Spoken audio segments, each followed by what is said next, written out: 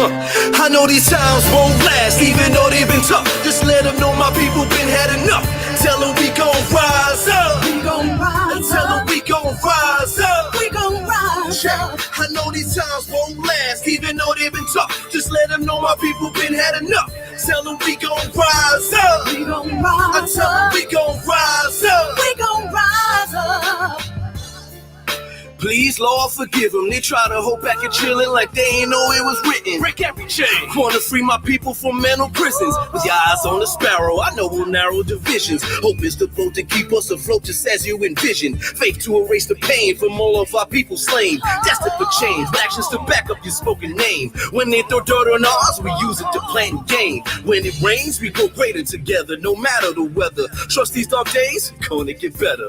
Know that love will be the light to guide all our endeavors. And even if the tide should rise, we'll ride it forever. Why? We are mighty, we'll fight for our lives, cause we're dying to live. Future is ours, the timing is now. Black and we proud, we saying it loud, we gave it our all. There's so much more to give, we breaking down all the walls. I know these times won't last, even though they've been tough. Just let them know my people been had enough. Tell them we gon' rise up. We gon' rise Tell them up. we gon' rise up. We gon' rise up. I know these times won't last, even though they've been tough. Just let them know my people been had enough. Tell them we gon' rise up. We gon' rise Tell them up. we gon' rise up. We gon' rise up. Never backing down for the cause. Try to put our life on pause, cause we move in the image of God. No matter the hate that's spoken, our spirits remain unbroken. The divine man says you can't count us out. We are the answer. From the youth to the elders, ain't much you can tell us. Style and brilliance of mind, heart is bright as sunshine. Warrior spirits alive, so no, we won't be denied. So vibration is high and the frequency so angelic, like Rise up. People, come on. Rise up. Rise up.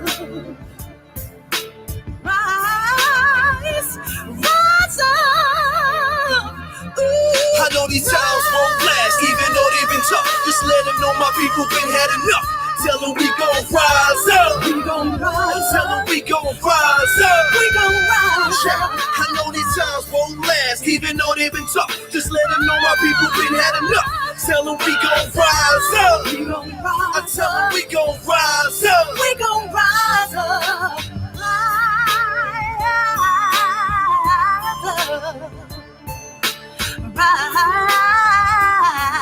Rise up.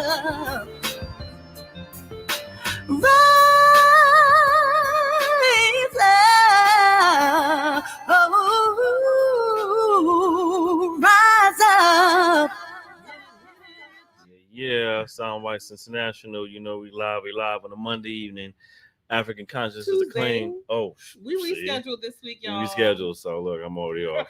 It's Tuesday evening this week. Yes, We'll be back on Monday. Schedule next week. We got to schedule due to some conflicting circumstances on yesterday, but we're back today.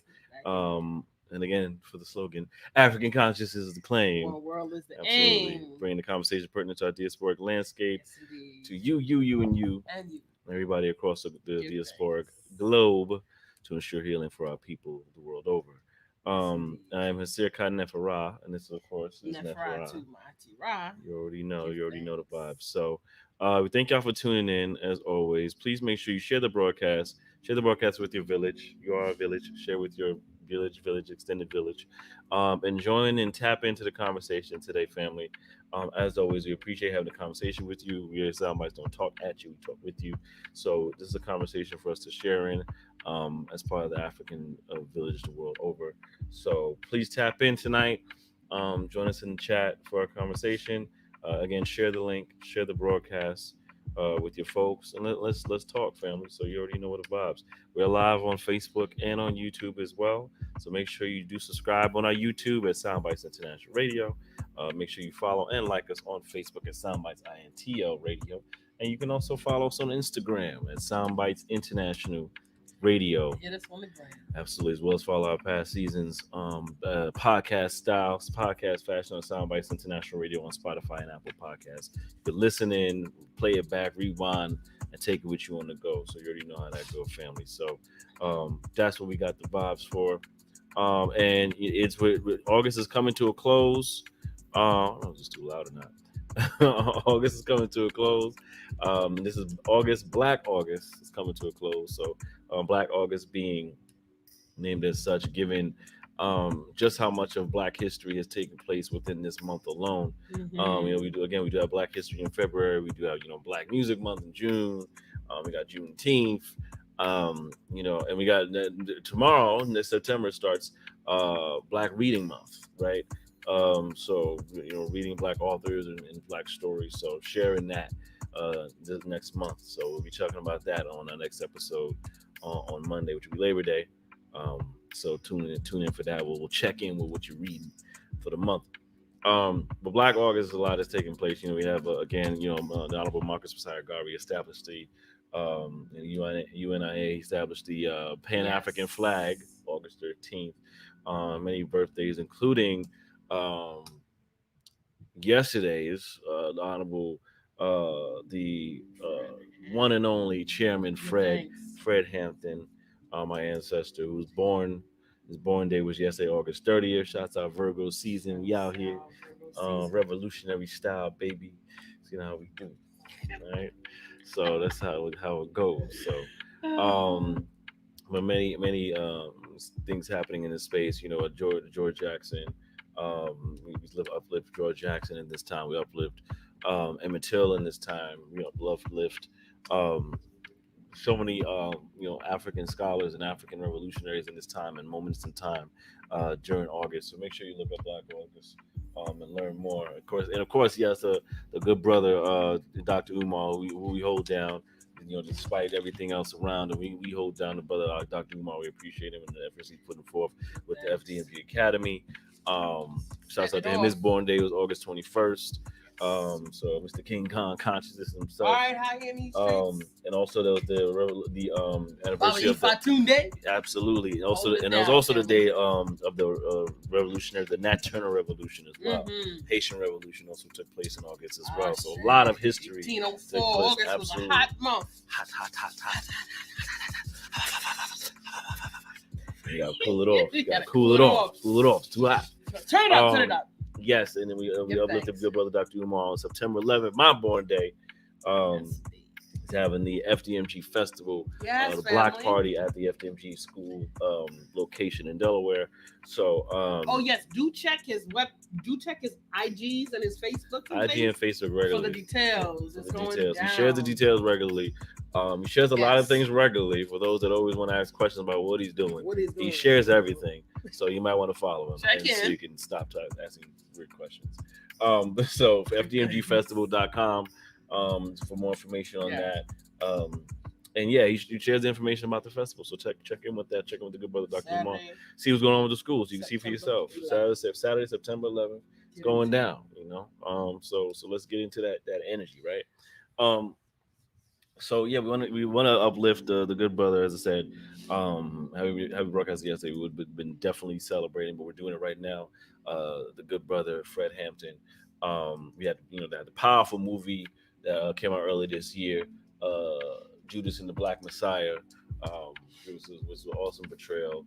That wasn't the Fred Hampton movie, but it was a movie that was centered around actually how the government and COINTELPRO took over to unfortunately take down our good brother in that particular story. But it was a powerful portrayal. Shout out to Dan Kaluuya for that.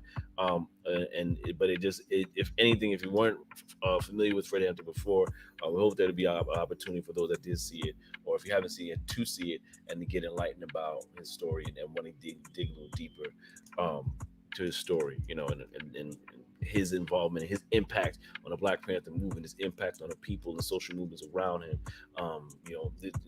One of the great sayings is, anywhere there's power, anywhere there's people, wherever there's power, anywhere there's power, no. Anywhere the people are. Anywhere the people are, there's power. Absolutely. So, there's power. Power where there's people anywhere. Yeah, exactly. Right. There it is. Boom. So the energy, which is real. Yeah, which is real. You know what I mean? That there's anywhere the people are, there is bound to be power. There's power in numbers, strength in village. and that's crucial to any movement. You know, the good brother ancestor Kwame Ture was organized. That was crucial to any movement, to be organized. If you look at any other group out here, aside from the African community, especially on the U.S. soil, organization and unification and staying in tune with the group dynamic has been crucial to a lot of their growth and elevation and edification. So it behooves us to jump into that energy on a daily basis, consistent basis. We do hear Soundbytes, you know, and for many of our, you know, scholars out there, those in tune with what's happening with our community, realize the diabolical deconstruction that's taking place of our community, right? Especially within this U.S. soil, like with COINTEL, for instance, COINTELPRO. Global. It's definitely global. It's global for sure. It's because of the way United States is situated as such a example. Particularly, but it's worse here, particularly for the African on the U.S. soil, given that the Africans' blood and bones were cemented into the history of the creation of this country, right? Blood, sweat, and tears, and offspring, and the pain and turmoil and tears were into this soil, right?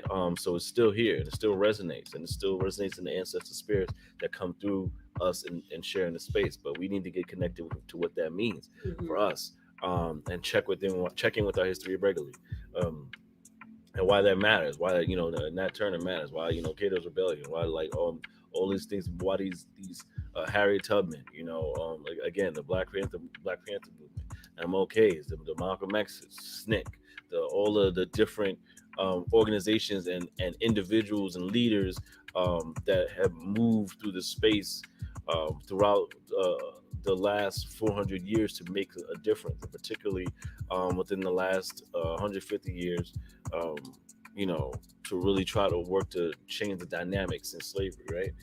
So there's a lot that's been taking place that we need to get in tune with. And brothers like Fred Hampton was one of those brothers that was really connected to what we needed as a people, and how we needed to stick together and organize together, and it wasn't about hating any one particular group, but literally looking at the system as it was, as a political power that was used to deconstruct groups and destroy the Black community, destroy the African community, and destroy any type of semblance of mounting up in favor of the thriving and the elevation and excellence and success of the Black community, whatever that gets to mean in the face of a white system, right? A white-centered system, which is what we've been brought and enculturated into. So, if anything, it definitely is crucial to look at the works of Fred Hampton, the writings of Fred Hampton, his history, and understand where he and those like him came from. You know, Huey Newton, Eldridge Cleaver, you know, Bobby Seale, like, you know, Bobby Hutton, you know, everybody that was part of that movement at the time, are a blueprint to what we get to do now. Right, we do realize that we're in the now dealing with those same things, which is, yes, it's unfortunate. Yes, we realize we're clear that there's some work that still needs to be done, that unfortunately our elders weren't able to completely upkeep. But it's not for the sake of trying, right, and not for the sake of trying in the face of what they thought would be ideas of liberation based on the system that was shaped around them. Because you can only operate within so much within the frameworks you've been given. Right, and understanding what that even looks like. Does liberation look like I'm just not going to be beaten by a white slave master? You know what I mean? Does it look like I'm going to be left alone to my devices as long as I adhere to going to these white institutions, or adhering to a white centered conscience being the conscience to be the go-to, that's the standard, that's the beauty standard, that's the excellence standard, that's the intellectual standard, that's the success standard, that's the professional standard, that all looking to that from an African point of view, shaped with the white centered consciousness, is what, you know, a lot of our folks are dealing with, despite the battling back, despite the rebellions that are taking place over centuries, and especially within the last, again, 150 years or so, 156, 7 years, that's been the battle, right? So it's up to us now, with an information age, I would say, to mount up with the knowledge, acquire it, apply it, and share it with others, and organize around it to get us on the road to the necessary road to liberation, right? And be committed and be consistent and be dedicated and be on code with your people. So these pieces are crucial to how we get to move forward. I don't know if you had any thoughts you wanted to share, Neff, at all.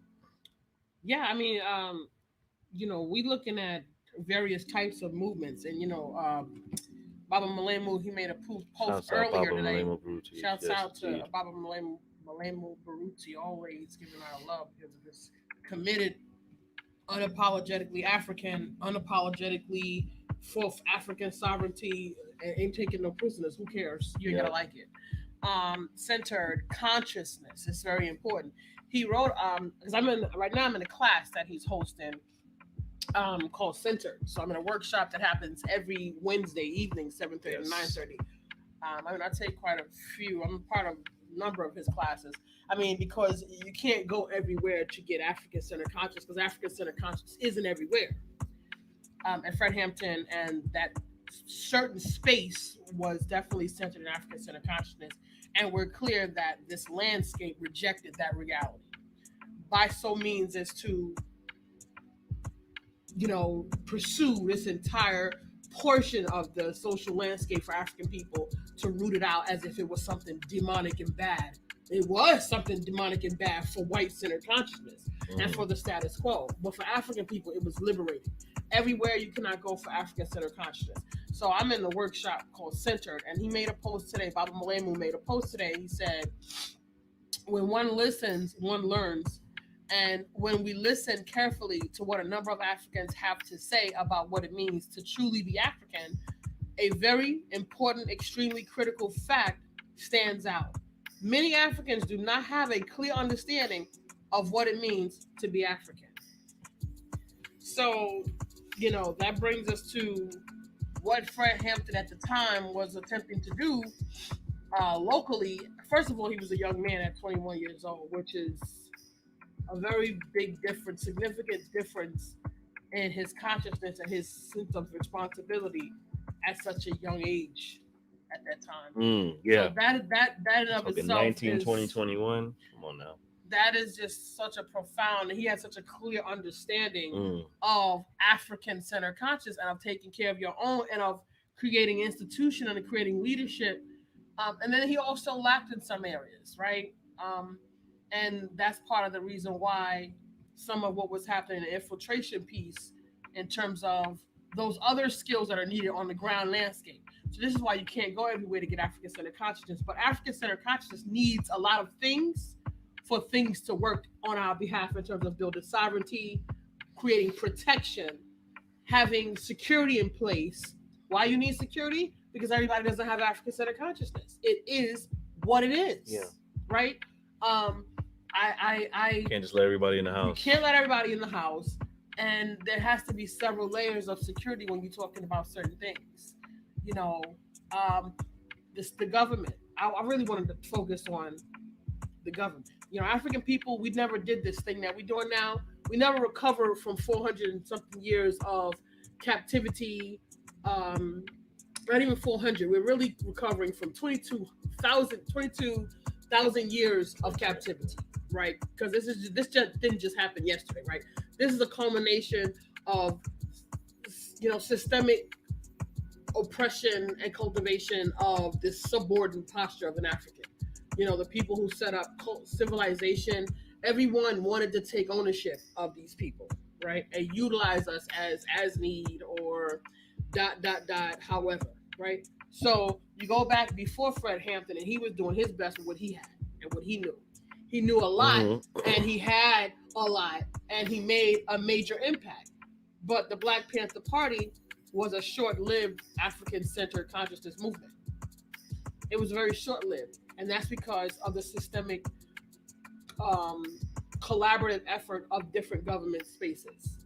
You talking about state, Cook County Police, and federal, as high as the FBI, and you're talking about the White House, and you're talking about military force, and you're talking about all of these attributes that demonstrate hostility and commitment to breaking African self-governance. Every people should have the ability to their own humanity. African people in this country, there is a need for African people alone. I don't care what nobody else is saying. African people should be a protected class. I'm not talking about in conjunction with, I'm talking about African people specifically, period. Because anytime that you have the government who can mount up in unison, which it has done many times over the course of our history, towards African people to cause direct harm. Now, Baba Malemu says everybody does not have the consciousness of what African-centered consciousness is because there's so many gray areas. Because we are not clear on how white-centered consciousness has infiltrated, white brain has infiltrated our ways of being and the way that we calculate information. We literally calculate information through white brain. Our prisms are incorrect and we've not addressed them. So it doesn't matter what you say out of your mouth to me, I can't hear you because I know if you have not made a commitment to address it, it is there and it will show up eventually. This is what I know because I know how hard it is to isolate African-centered consciousness. And when you're in this space within this madness, white-centered consciousness is going to tell you that is something wrong with that. You're going to feel a sense of guilt around standing up for your own people. That was implanted into you. And there's a reason for that. You got to address that. You got to address the fact that you feel like you throwing your back. You feel like a traitor if you advocate for your own people against white-centered consciousness. Well, white-centered consciousness has been hurting African people as long as you have a recorded history of white people and African people in interaction. They've always been harming African people, but you feel some kind of way about protecting the people being hurt. Something is wrong with that. That's white brain. And if you have not addressed it, it is going to show up eventually. So I know this. I even made a post today myself because I was thinking along this and I happened to run into Baba Malemu's post after I was thinking about this early this morning when I woke up. So this morning I woke up and I did this hairdo. So this came to my brain. I woke out of my sleep and I did this hairdo right here at the edge of my bed, right? And then I came up with a couple of things. 3 things was on my mind this morning. This hairdo and 2 other things. We did something earlier today that was on my mind in terms of some planning that we were doing. And then this was on my mind. Speaking African-centered consciousness in different places is a foreign language to some people. I talk about this all the time because the need for us to address it. I have conversations with people, I don't care where they are on the economic, education, or whatever front that they happen to be on. And speaking in African-centered consciousness is like a foreign language to these people. I'm like, am I in the Twilight Zone? What is happening here? So, and my brother, Arik stepped out earlier today. He said something about his journey of being chosen, about a post that I reshared about the Africans putting their hand on you and choosing you, and for you answering the call and being present. So we are humbled that we heard the call, answered the call, and are obedient to continue the call. Because many are called, but few are chosen. Right. Few are chosen. Many are called, but few. Many are called, but few are chosen. And then once you are chosen, very few will stay committed. There's another set of still. Yep. Because the higher you get, there is no, then you got your mind is doubling up on top of some of this fairy tale stuff that the system and the social landscape has for you, that you think that once you get everything is going to be a bowl of cherries and flour, be good. No, none of that big ball of shot calling stuff is for African-centered consciousness. The higher you get in your consciousness, the harder this social landscape becomes. And I tell you about this because African-centered consciousness is not everywhere. Right. And the more you go higher, the more your ability to see clearer, the more your ability to stay focused in without being wavered in your African-centered consciousness, you're going to discover how many people you interact with and how many situations you interact with on a daily basis that are detrimental to African people, including other African people. Right. So I had to shout out to the brother and give him all of our love and our support on his journey. Yes, we challenge ourselves every day. I challenge myself every day to go higher. And I've been 20 years ago standing in space, a crowded room, lonely as hell. Because African-centered consciousness and freedom for the African people is a foreign language to most people. Mm-hmm. Most people, the best that they can do is try to find a good situation within the matrix. Right. That's all they're looking for. They're looking to be out of a tight spot and put themselves into a more comfortable spot, but in the matrix. but inside a white society. So when I say to you and you offended and you and your feelings, when I tell you that most people just do what they told to do, you ain't particularly special, that's your ego. That should be something to encourage you.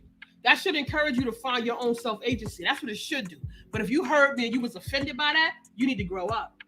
And that's why discernment is crucial, because even another thing you deal with is that you want to know who you're looking to as leaders, or who you're looking to that's sharing the message also, because there are those that interpret this idea of freedom from oppression by replacing themselves as the oppressor.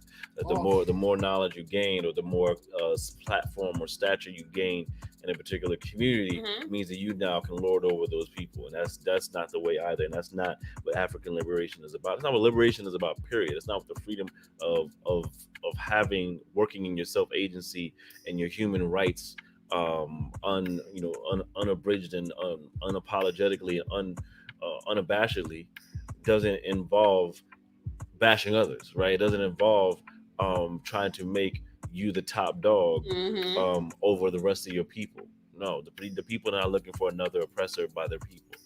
It's not like, oh, this is gonna be better now. Like, I don't mind this oppression because it's a brother or it's a sister or whatever. It's mostly brothers. Yeah. So, which is, we want to keep it honest around here, right? So we want to be very clear on where we're getting our counsel, how we're getting our counsel, and also that at the end of the day we gotta do the groundwork, right? If you say you want the liberation, you say you want the truth, do the work. You can't just be like, I want this, but then walk in and half-ass. Use your whole ass in your work. You have to, because it matters. Otherwise, you don't even bother, because you can't wade in the water. You can't dip your toe into the shallow side of the pool. You have to dive deep in order to get to the truth. Deep.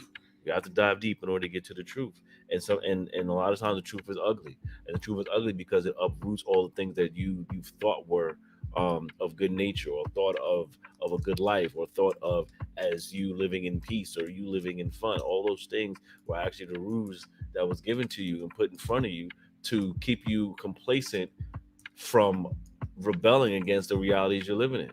Right? Look at the Matrix. You unplug in the Matrix, and you realize you've been stuck in this kind of daze the whole time.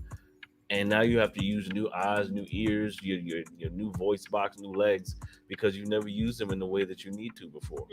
So it's work, and it takes work.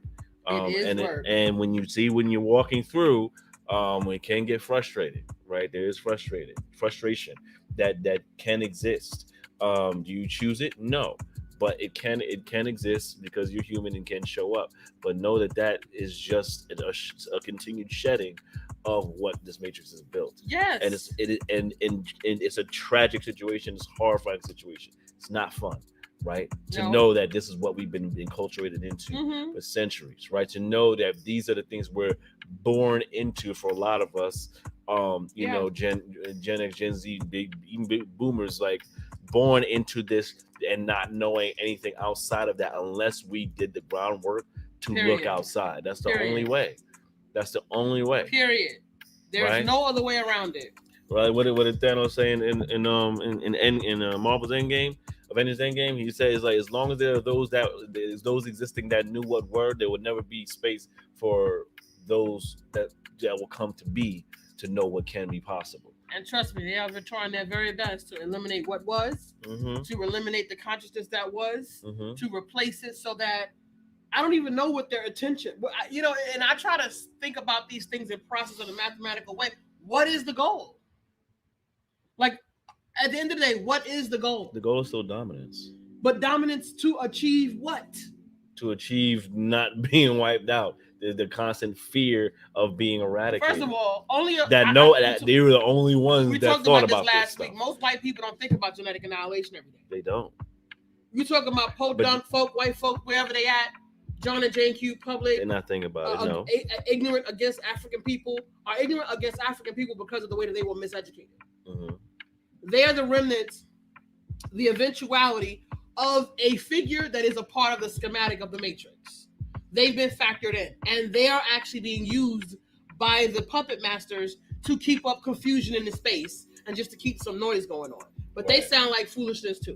Right. Okay. But I'm talking about regular, everyday John and Jane Q public white people, if African people change the way that they behave, everybody else would change the way that they behave.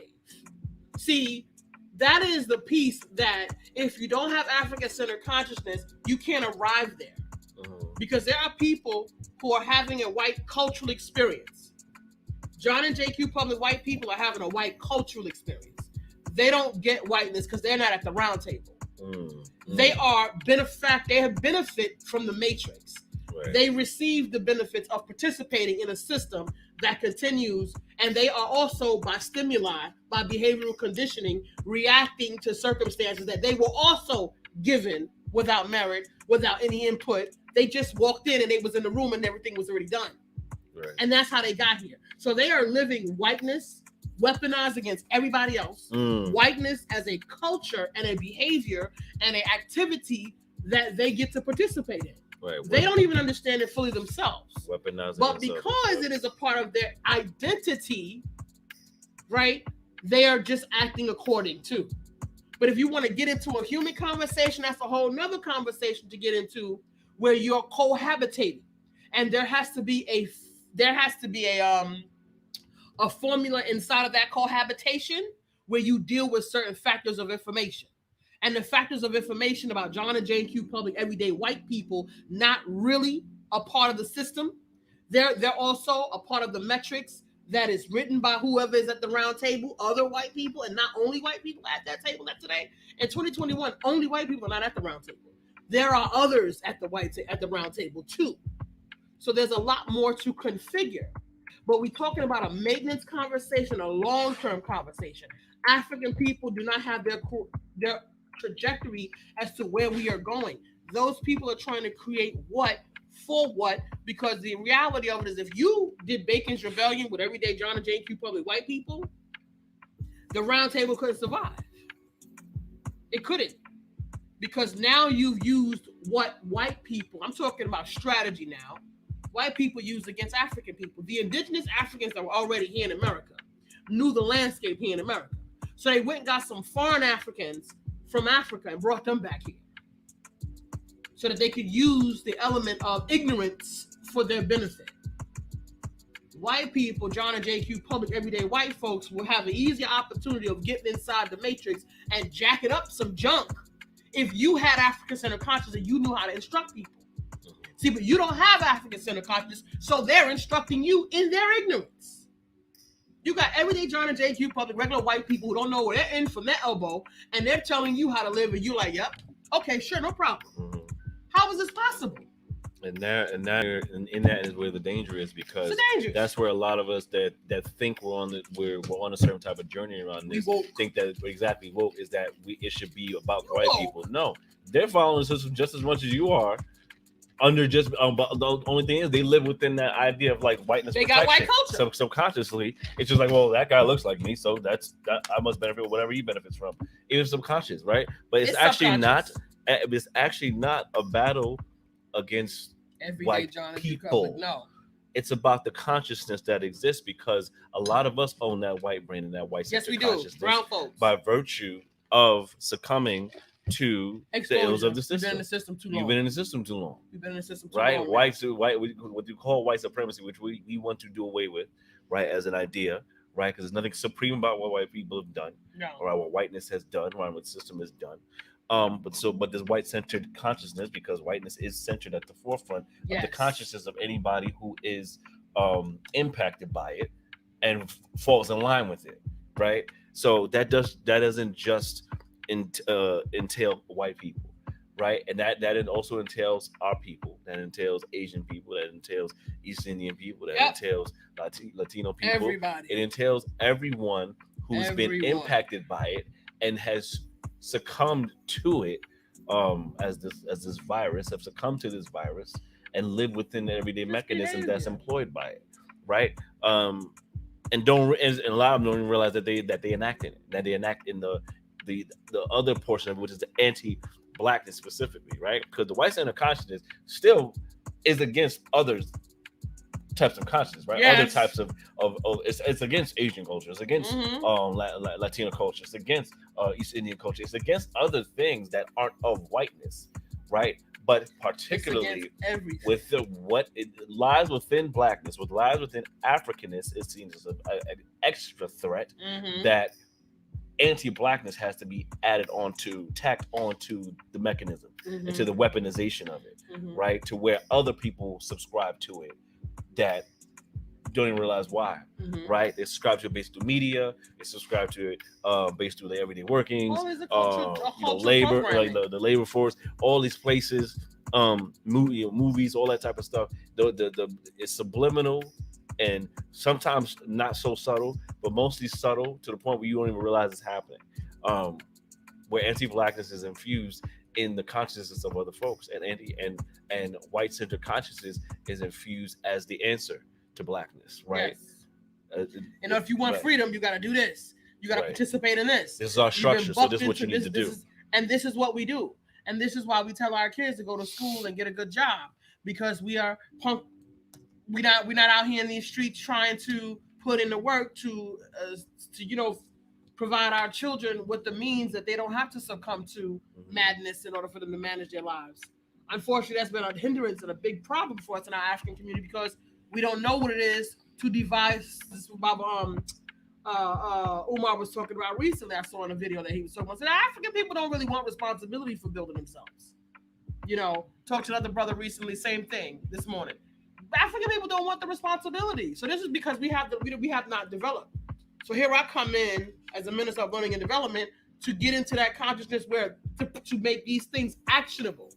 Because we've been doing a lot of learning, they've been doing attending a lot of meetings, reading a lot of books.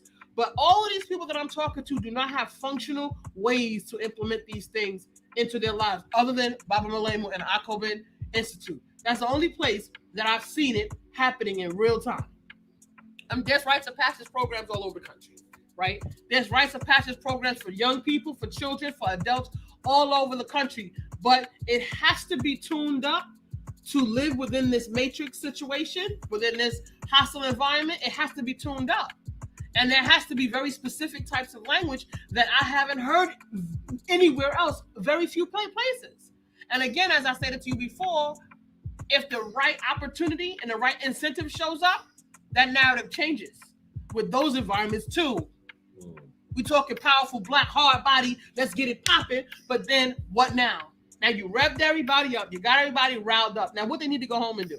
Right. What's the next step? What they need to go home and do. When I'm telling you there's 4 steps that we as African people can do in this very moment right now to work on African sovereignty right now without really changing much of your behavior, right? Without changing, I'm not talking about your behavior. You got to go to work. You got to send the kids to school. I would prefer you homeschool. But guess what? Some of us can't, because I cannot feed you or provide room and board for you. So I'm talking about while we're in the system, 4 things we can do immediately so that we can get out of the matrix as a maintenancing program to get out for our long-term program.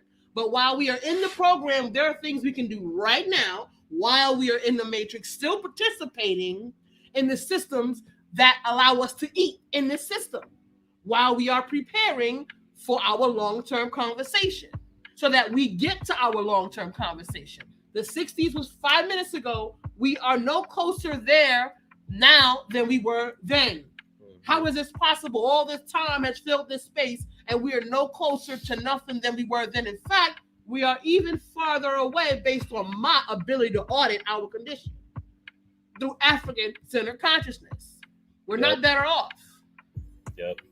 So stop playing. Stop fugaziing. Stop the playing. Stop perpetrating the fraud. And it's not gloom and doom. It's a journey of being. It's a way of being. It's about taking the information and putting it to work. You have to be honest with what's taking place. We got to do the audit. You got to do the audit. If you're not trying to do the audit, then you ain't trying to create no change. And stop playing with my time, because I ain't got time for time. I don't make time for wasting time. Right. Every day we have the breath of life. We honor our breath and we honor our ancestors by putting in work towards African sovereignty. If you're not doing that, I'm not your judge and juror. You got a compass. Trust me, these Africans know they got a compass. Peace and power, Sister Carol, for joining us. Give Thank you for thanks. tuning in. Sister Natalie Crew, appreciate you. Thank you for tuning in. It's Our been a family while. is in the house tonight. Peace and power, family. Natalie says the least we can do is work on shifting our mindsets, researching, educating, Goodness, and come on. sharpening each other's irons on a regular basis and apply it. At the very least. That's the very least we can do. At the very be in the know. least. But You then, know what I mean? here I come. I'm gonna tag on the tail end, and I'm gonna say there are mechanisms that now while you're in that learning and you were in that shifting conversation, we got our brother Arik who's talking about, he came into his own journey. We met in the cyberspace of the conversation, and then all of a sudden now we like this. Okay. He down, he Sometimes just like that. That's how it's happened, because that's how those people who are having African-centered consciousness, because there's not many spaces where African-centered consciousness is going to be. So now that you're getting this information and you're reprogramming your mind, now how do you be in this world space? I must tell you, the higher you get, the lighter you get, the more consciousness you acquire, the more ability you acquire, because we are inside of madness, you're going to have some challenges.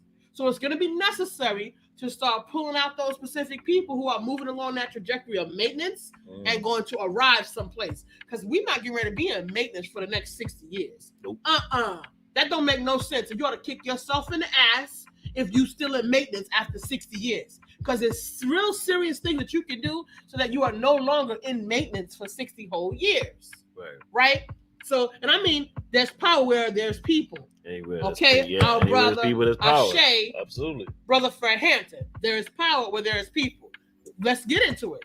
We got people, but are we directing our people properly? If we can't direct our people properly to create results, I'm not talking about the big bang. I'm talking about the little things. Because it takes 4 little things to get to the big bang later. 4, not big ones, small ones. Right now, today. But what's happening, everybody is trying to, they in ego and they finagle and they throwing weight and they trying to get big ball and shot calling things going on. But it never happened that way in an African community village. It was a community village. A community village did the things. A small community village took care of hundreds of acres of land. A small community village managed 1,000, 10,000 buffalo. A small community village did that. It wasn't, big glands. See, that's still a part of white-centered consciousness. You know, big white-centered consciousness love to do big pizzazz and pizzazz. I got to have the tallest building in the world. Or I got to have the this, the biggest this, and that. I got to have the best stats of that, to this. See, that's all white-centered consciousness, because white-centered consciousness makes everything a competition. Exactly. Work off your white brain. Work out your white brain. Somebody Work out has your to win. reality Somebody and has to interaction lose. with information inside of your white brain. You got to do that. Yeah. Because you miss an opportunity because you're not. We got to realize that we're participating in something that we never even signed up to participate in, right? The idea of whiteness, the idea of capitalism, the idea of the systemic oppression, all these are things, the idea of competition in and of itself is like we're really putting each other in the against way each other. and the way it's presented, right? You do the tribes, you'll do the warriors standoff. Maybe they like did. that, Maybe they did. And even right, exactly. Maybe like how's history telling that? Because history is skewed like a motherfucker on a regular basis. From where you're getting it. Every time I speak to the Africans, they don't talk about that stuff. Every time I speak to continental Africans, they don't talk about that. They talk about having to do the work. They talk about having to, having the rites of passage and having the opportunities to prove oneself and to prove one's commitment to the community. Yeah. That's a part of your rites of passage. Right. And to prove oneself aging, not getting older, but growing up. Because here in America, everybody just ages, but nobody grows up. Sure. We got 50-year-olds who don't know how to have a basic conversation about differences of opinion. Mm-hmm. We got grown women doing foolishness things out here, being petty, vicious, and loving, and nasty, and happy, nasty, nice, nasty. Immature. No nation can rise above its women. We're going to get into the women's conversation. The archetype of our women today. What is becoming of the African woman? Got these sisters out here working with their faces, hard body. They hard body working with their faces, they weaves, they lashes, they makeup, they beat in the face. Someone all set up that. an image. I'm here to tell you there's a lot of illusion in our society today. There's a lot of optical illusion in our society today. I'm here to tell you, if nobody ever told you, the light is not outside, it's inside. The light is not outside, it's inside. So you can lash it up, you can beat the face, you can weave it up, you can do whatever you want to do with that face. That ain't as dark as fuck. If inside is ilk, ilk is still showing up on your face. You can't be beautiful enough on the outside. Natalie said it's 87-inch lashes. I mean, girl, go ahead. Lashes so far they can reach you outside the street. Oh, you're smacking people around the corner with your lashes. Looking like you got black eyes. Your lashes are so heavy that they holding your eye. The I just don't glue. understand. You're allergic to the glue. The glue is swelling your eyeballs up, but you won't stop. Why? And This is dysfunctional, family. This is dysfunctional, family. right. And the issue is that this society has put it so much as like you have to compete with image, right? And it puts so much like this is what the beauty standard, this is what works. Sex sells has been a thing for a very, very long time. We get that. That's also incarcerated within the system, It's right? That's the system that we're in, where that is the thing that reigns supreme, right? That's what sells products. That's what gets things moving. That's what moves the economy along. Who said that? Who told you that? These folks. Who perverted consciousness told you that? Perverted consciousness, right? Who So perverted now mind said that to you? you have these women, you have these folks who have become the archetype for not for the overall standard of beauty, but yet and still being pulled from left and right, like Sarah Bartman, just the pieces being pulled from her of what are like of the body parts that are accentuated and glorified in all these different types of ways. To now where it's like feeding that has become the beast that needs to grow, needs to rise at every full moon. It needs to be fed. So now you got these Instagram models, you got all these different things. It's like you got women online, you got women that are turning themselves into caricatures of themselves. Oh Lord, right? And all based on what has been put forth, these crucial, these brutal standards that no one else was meant to have to live up to or should have to live up to. Right? You talking about what was pushed for a long time, you gotta be super skinny, you gotta be blonde, you gotta be this, you gotta be gaunt looking, you gotta be like it. All these things for so many years were pushed. You know, now we have the conversation around real women and things like that, and what that looks like or what that even means. Right? And then the arguments around that. Anything relative to physical expression of womanhood, of femininity is all wrong. Period. Everything about anything physical, talking about a woman who is a person, who is an energy source, who is a source, period, who is the triple darkness by which life comes through, has been chosen as a vessel to bring forth all of humanity. Anything that you're talking about that's physical, that's carnal, is twisted. Because you ain't got to be a good-looking woman to have a baby. Right? You don't have to be physically appealing to have a baby, to bring forth life. If your womb is working, and your womb works as it is intended, you can bring forth life. Beauty is in the eyes of the beholder. So somebody you might think is not good looking, this man might be falling over his knees, can't believe it, how beautiful his wife, because so what? But we've made our central intention is all about our physical expression in the world's landscape. Right. That's what we've made it. Everything is about physical. And sex is now the new femininity. Says who? Again. Who says that physical expression, your body, is the dictation of what is feminine? Says who? Right. Because you know something? I could sit here with a whole sheet on.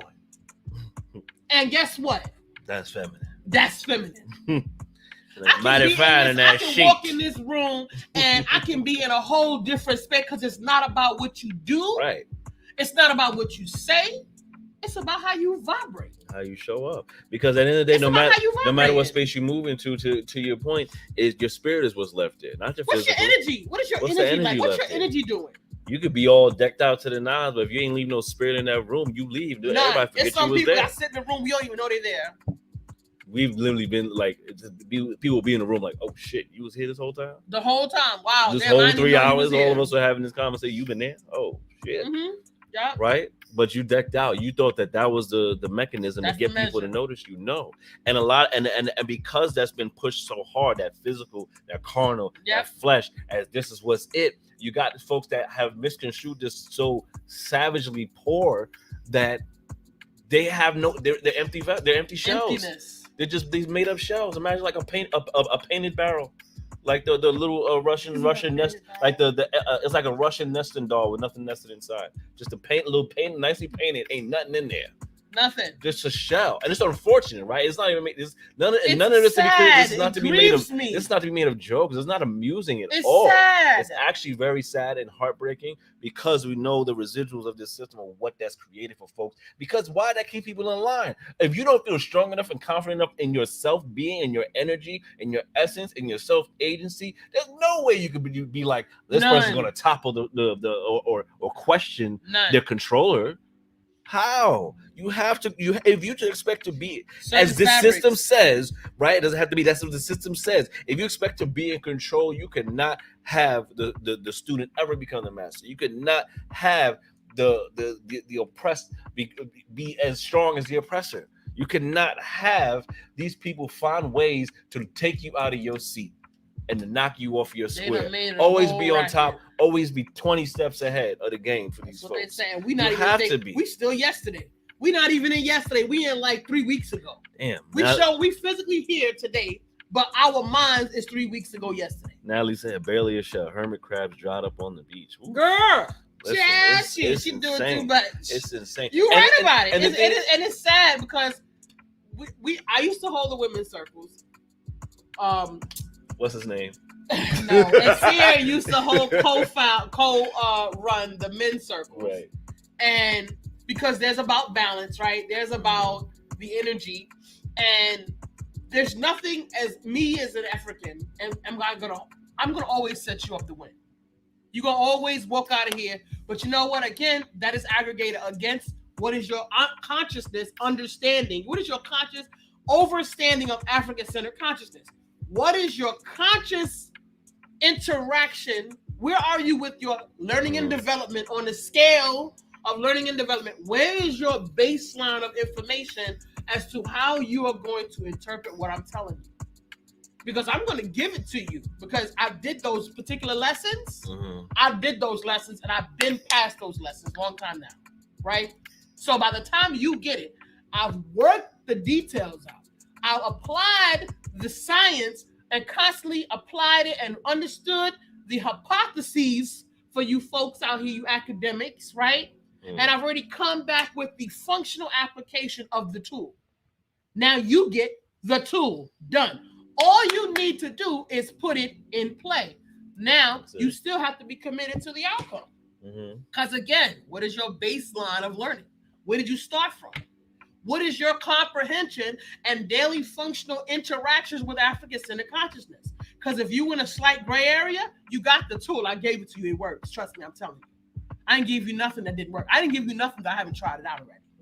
Like, and I mean, a lot of stuff that I give you right now, I paid dearly for it. I paid with hard lessons. Hard lessons. When I was practicing out there in the world with no support, when I was putting it out there in scientific experiment, my life, the social experiment, like, because I'm not just talking that talk. It's people out here that talk, but their lives do not measure up. Their life experiences, the things that they do in their daily living does not add up. So when I give you the tool, you put it in play, you're going to get the residual. That's it. Everybody who puts it in play gets the residual. Do they keep it? That's up to them. Right. Do they continue their learning? That's also up to them. Right. Because results may vary, right? In your journey, results will vary. Results will vary.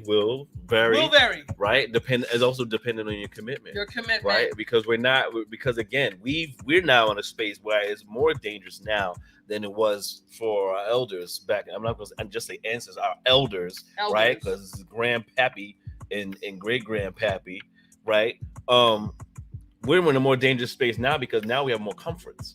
There's more conveniences. So if you realize that on this road it is truth and it is this unraveling, right? It's like, man, this is kind of funky. I kind of think I just want to sit in front of a 65-inch TV and just kind of veg out. Then that's the choice you get to make. Well, now, and then in turn, the society that you're in, because you again have been born into it, it's already an enculturated kind of part of your being to be like. They're like, oh, well, you don't have to do all that. That's okay. All right, well, I guess I can just, it's not that bad. You can rationalize the fuckery behind it. Like you rationalize you feeling like crap that you're not opting out or moving into space of opting out. because that's what you have. It's either you want these conveniences or do you want to walk through the mud. No, but the thing about it is that's because they told you that everything is competition. Yeah. They told you that to do it that way is hard. And you know why it's hard? Because they made it hard. They made it hard for you to live as a full. I'm telling you, they intentionally made it uncomfortable for you to live a fully functional and animated life. But guess what? White people who are Jewish, who live their lives within their religion, have created an insulation for themselves where they get to fully function within their entire cultural experience without ever having to interact with nobody else if they don't want to. They have individuals on posts at different segments of their social consciousness, their social landscape, that hold gates in certain areas so that everybody inside is safe. So that everybody inside can walk through the world and be completely oblivious to anything and everything else if they want to. They have. I've met them. They are. They can be going to work every day and be working in the office down the hall from your office. And this person has lived their lives in an insulated bubble their entire life. Just moving autopilot. Just moving in autopilot in a happy place in their happy space within their people and their community. I'm just saying. I'm just telling you what's available to you. Because if you chose to create that environment of safety, so yeah, we do need critical mass. Because where there is people, there is power. And if the people are functioning to create an insulated space, and somebody like myself who got my back to the circle and my eyes to the front, and I'm holding my gate, I got my gate. They're going to have to really do some major work because I can hold back the wind. I'm just saying. But I'm going to be training up some folks so I can go in the inside and get some more work done. And that's what's the crucial part. But I'm just saying, I'm going to be training up some people. But folks don't want to hold us. They don't want to hold their position. They scary. They think that they're entitled to the fun time. You're not entitled. If you don't work, you don't eat. If you haven't done no work, you don't get to chill. Like you've been mind manipulated by the Matrix. And this is why they know that this African-centered consciousness work gonna take hard work to do. Because you guys have been enculturated into this consciousness of convenience. And you think you're entitled to the chill time. You're not. You didn't put no work in. How you entitled? And to that particular point, I think it's so crucial because the Matrix, these folks that are running this the way this thing operates, they're clear on everything. They know the history. That's why they work so hard to hide it. They understand it. So they're at a point in 2021 where they understand that you can save us so much. Like Jay-Z can say something about like Black Lives, and Beyonce can say this, and we can have the Black organizations be front and center and have billboards with revolutionaries on it and all this other stuff. Why? Because they know the people in general, they're gonna talk a good game, but ain't nobody gonna step up to do no actual footwork. Right, and anybody, and we've already made it so they're comfortable in the idea of the conspiracy theory, right? They're comfortable in the idea of that to discredit the new age leaders or those that are in the space that want to push African liberation. They're the crazy person. Put that one person they're crazy. Don't worry about them. You see your friend. You see that person's by themselves. They're alone. That person has no likes. Because that person doesn't have enough views. You need friends. Don't worry about that person. He doesn't have any friends. Mm-hmm. You want to be around somebody who has no friends? Go get you some friends. Your friends are out here doing dumb shit. Go have a good drinking time. Mimosas and going back to the continent and to party and and take vacation photos versus actually going there to meet people and learn about and build something for the future, an institution. I'm just saying, right? Exactly. This what your friends is doing. Misery loves company. Yep. They smiling, skinning, and grinning. Y'all hitting it, y'all. I ain't been to so many parties where nothing but a bunch of women in there. Yep. Too many women at parties. Like, where the men? Oh, that's right. Because y'all don't realize that the brothers not being at the party is a problem. The brothers not being in the social landscape is a problem. And there's many problems that you're looking at African women that's on this landscape that are contributing to the reasons why there are no African men at your parties. You got 60 women in here at a party and it's 3 guys here. Like, I'm like, what the hell is wrong with this party? Because I've been to those parties, I'm one of those 3 guys. They're just like looking around and they're like, There's like nothing there to do. You know what I mean? But I want to just really quick, because Sister Natalie, she's hitting some points. She hit some stuff. It's performative as fuck, which yes, it is. They're not a threat to the system, nor are they challenging the vulture capitalist frameworks. Yes, They tried to do that to Darren Seals. Yes. Darren Seals. They did. Yes. Man, brother, made that man seem like he was crazy as fuck. Yes, they did. Push him out of sight. Who we got? What's his name? What'd you call him, Natalie? Musty Vest. What's his name? Now he's. I don't even see him anymore out in the space. But I remember one of my favorite things. I was like, "Yo, she really going on this cat." Oh my God, D-Ray. Yes. D-Ray something or other. If that's his name. God. Musty Blue Vest. Yes. Is he still Musty Blue Vest? Because he would wear that. He would wear that in every interview. If you paid attention, he would wear that in every interview, right? But he was always in the front and center. You crazy? He was always in the front and center of these conversations, co-opting it. Just like a lot of these other folks, co-opting his space and made people like Darren Seals look like he was crazy out there.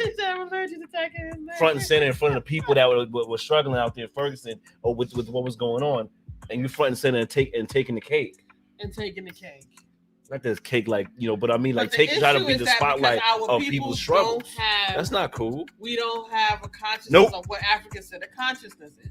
What does it mean? What does it mean to have African-centered life skills? So why not develop these African-centered life skills so you can have the proper techniques, tools, and mechanisms to create the desired effect? You have to have the proper tools, techniques, and mechanisms to create the desired effect. Period. And I'm not talking about just having a good time and hitting, drinking your what they drinking these days. I don't know. Casamigos. Ciroc, Casamigos. That they got it used to be Henny. Whatever they drinking, I don't know what y'all drinking right now. And Duce or whatever. And Hennessy. Okay. And tequilas or what have you. Whatever you're drinking, right? You're drinking your two-step and your 50 girlfriends and all y'all up in here looking good for each other. Stop stepping. So, a couple of them could be like, girl, you look nice. The rest of them could be like, that bitch thinks she all that. And, the other 25 of them is trying to throw themselves at the three dudes that's there. Hoping that they get them, get tuned up a little bit, whatever. Knock it off. Sister Carol, Darren Seals was one of the activists in Ferguson during the time of the protest that was taking place. Mm-hmm. He was found killed in his car. After trying to out what was taking place with BLM and taking the spotlight of what was going on over there. So, an unfortunate moment in the activism, especially after a few more activists were found. The rest of them, I think, were lynched. What? She said, go ahead. The rest of the activists were lynched. One brother was found, it was in his mother's backyard, hanging from a tree. I forgot his name, but I think it was a string of them over a course of 6 months. That actual activists, not BLM activists, actual activists that were out there on the ground doing the work were found killed, lynched. Yeah, but they also found some of them up here during the George Floyd protests, setting off, looting, and most of them white folks. Most of them white kids. These folks that was in masks, cops. They was incogs, double agents out here doing things, right? Moving the space. And they was moving young people. They was moving the children. They were moving the youth. A lot of the vandalism, a lot of the looting was done by those that weren't involved. Yeah. And he was even pointing to, they were setting up, just talking about the George Floyd protest. Yeah, he was setting up bricks next to places that were hot spots. I was trying not to go too much into detail about it. Right, just leave it out there because we don't want our videos getting blocked. And we don't want our things getting taken down and all kind of foolishness like that. So we're insinuating, we're putting it out there. You fill in the blanks, right? Yeah. So they had inside folks, and this is the reason why you have to teach the children the truth. This is why they parents. No, I'm not taking no prisoners, and I'm not going to allow you to slide with the foolishness. If you ain't never heard it, it's your responsibility to save Black folks. I don't care what your religion is. If it's not the proper tool, technique, and mechanism to help you enhance your African-centered consciousness, it's ineffective. Get rid of it, period, done. Because in 2021, we too late in the game. We too far gone at this moment. At this moment, we're obsolete. We are in a serious pressure cooker right now with these folks and their schematics and their numbers. There's no real place for an African. Yes. There's no place for an African because everybody else's country has been effectively kept in the third world strata. That all of those people who don't have any of this consciousness that we have, all they want to do is stop living off of $2 a day. So they're happy to come to America, and wherever white folks say there's a call, a flag, that we're giving out some visas, other Africans from the diaspora are willing to come and take part in being a part of the system that's going to harm African people.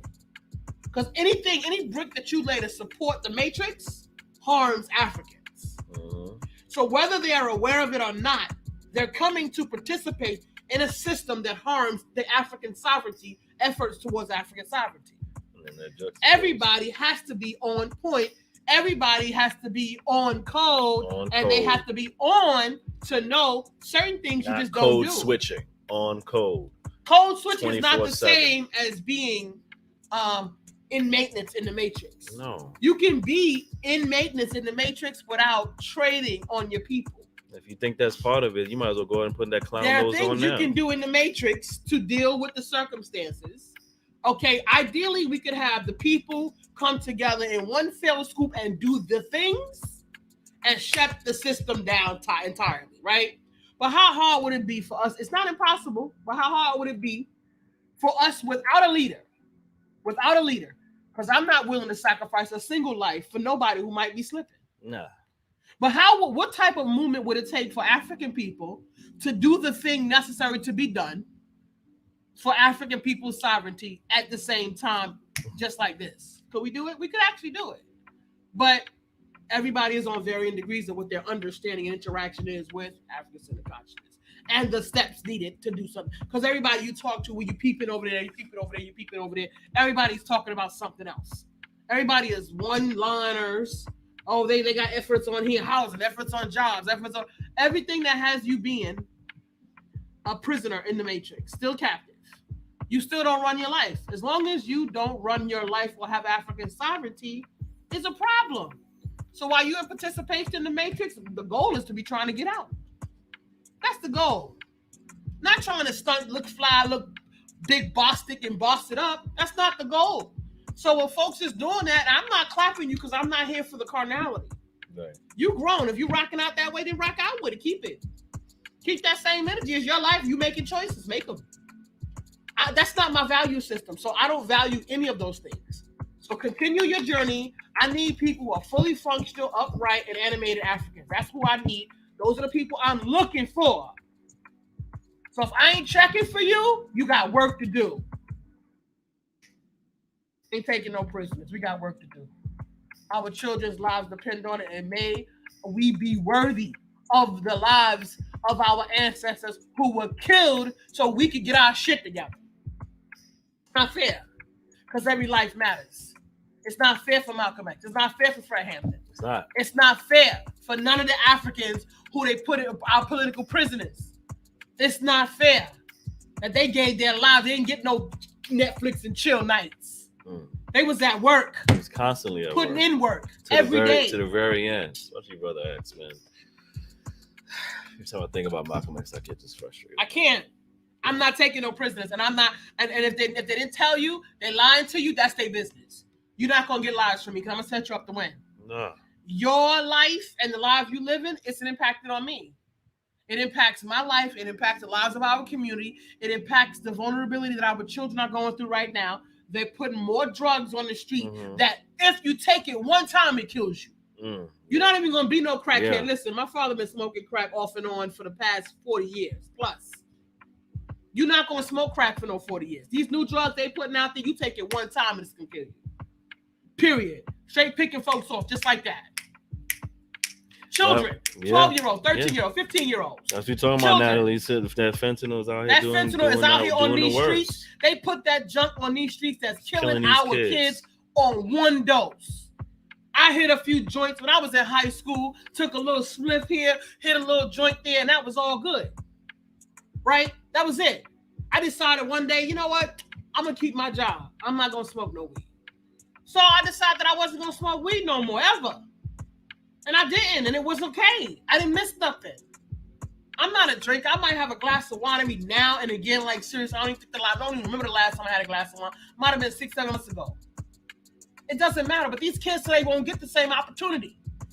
So we got work to do right now. You throwing your ass because you've been dealing with that that job and them folks been on your ass and you feel like you deserving of some, be in service to the children. Be in service to the community. You know how rewarding that is? That's greater than any party you could ever throw yourself.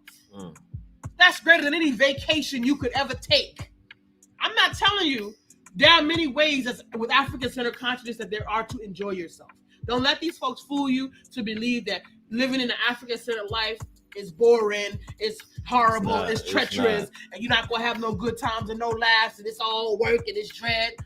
That's not true. If you sit in the resolve that your intention is really building liberation for folks and giving back to the community and giving to your people, right, without the intention of getting something, because that just means you're taking still, it's a reward that even like planning a vacation can't really like fulfill, right?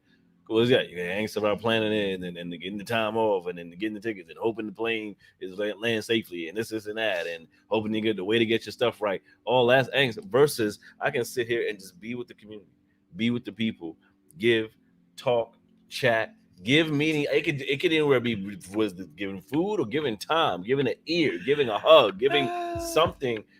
I've yet to experience something that trumps the feeling behind that. You know why? Because I know that we're gonna win in that way, right? I don't get anything from you losing, right? Nothing. I don't get anything from my people losing. Happy. It doesn't make me happy at all that somebody lost. Somebody's hurt. That somebody lost based off something I'm doing, right? That makes no sense whatsoever. That doesn't sound wild. Like you lost because I tried to bust my ass to do something. You know something? Right? That's what that is. That's sadistic. For me. That's sadistic. That's people wild. out here That in the world no sense to me. Want to do good so they can see you doing bad, so they can feel good about them doing good and you doing bad. That's sadistic, and that's not African centered, and that's not love. This is no consciousness. We in the oven. I'm in the back. You in the front. We still in the oven. We both baking. Exactly. You sound stupid. You look crazy. You look like somebody that need a real tune-up. Knock it off. Tune your ass up. Like seriously, you in here, we got work to do. We don't have time for the fugazi and the foolishness. Yeah, and I don't take no prisoners, and I have a very high standard, so that's what it is. I got dues. I paid my dues. I am paying my dues every day growing because I've decided to live the life that I've chosen. You can choose. This girl told me one time, you can't hold somebody else to your value system. Yes, I can. Yes, I can, because we Africans. Yeah, we're no different. We Africans. It literally took just choosing. Just you make making a choice. Or you can't. That's called dictator. That's called bullying. Oh, really? Is it really? No. I'm not making you do what I do. I'm choosing not to interact with you because you don't do what I do. I'm choosing not to be in the space of your confusion. I'm choosing not to allow you to impact me with your misery because you don't choose what I choose. You don't value what I value. Right. And you're reckless. If you're the person who has no control of your own emotions and faculties, it's very limited as to how I can interact with you. Right. I'm very limited. That's not my choice. That's your choice. Because you're interacting, understanding where your value systems are coming from. So that means if someone's not willing to interact in that space, that means their value systems aren't going to align. And that's not going to work. That's not going to work in a relationship base at all. I don't do confusion. Don't do confusion. Decency and in order. Don't do wasting time. I ain't got time to waste small time. talk. Don't do none of that stuff. No, I don't have time for it. Because right now, every word you says matters. This is called sacred word. It's hekau, sacred word. Your words shouldn't matter, and they should either stay a few things in order that they are impactful into the universe. They are the power of creation. Since I'm not speaking in my native tongue, I'm careful about what I say, how I say it. If you don't understand something I said, ask me a question, because you may or may not have the faculties to process what I'm saying. Mm-hmm. But I'm saying something and it's coming out of African-centered consciousness and out of universal Ma'atian order. And if you don't have that, you may not be able to process what I'm saying. So ask me some questions. Don't assume. Yeah. I'm not being superior. I'm telling you that I've worked through this work and it matters. And the way it's placed is intentional. So don't try to play me with your limited consciousness because I'm not allowing that into my space. Rock on. You're free to do what you want to do because everybody has free will. You touched on another danger within that too. It's right. Everybody has free will. It's also the idea that people don't want to ask questions anymore. People don't ask the questions. And I don't know more. I don't think people ask questions ever, right? And I'm talking about like what's the critical analysis you have of your everyday human experience, of the people that you're with, of the relationships that you have, of your everyday human interactions with folks. You're not questioning anything. No. And that's why you have this growing society and culture that just like, I don't like this, I'm going to just tap out. Right? Yep. I don't like the way you're making me feel, so I'm not going to even address if you have any grievances or what have you the case may be. Like, are you fucking shitting me? What are you, like 3? We're living within an emotional space that doesn't allow any space for logic or cognitive thought. None. And critical analysis in order to actually build something that's worthwhile and build something that's actually fortified and withstands the test of time in any relationship. Mm-hmm. How are you willing to say, like, I want to create these things, but you don't want to do the work, right? And the work may mean like, there's a grievance here, there's a disconnect here, there's a break in belonging here in this. How can we work to make this right? Versus, well, you must be crazy because you're African, and I don't ask you no questions about what you're going through. Maybe you're going through something and I don't fucking know. It'd be in my interest to ask if I feel like something's off. And for me, that's the thing. Right. If I'm very much like I'm an observer type of person. So if someone's energy is off at any given time, I will ask. I'll be like, hey, what's going on? You all right? You good? You're right. You're right. And I don't like and I also don't like asking. I don't like to repeat myself too. So like, let's get down to the business. So you good or not?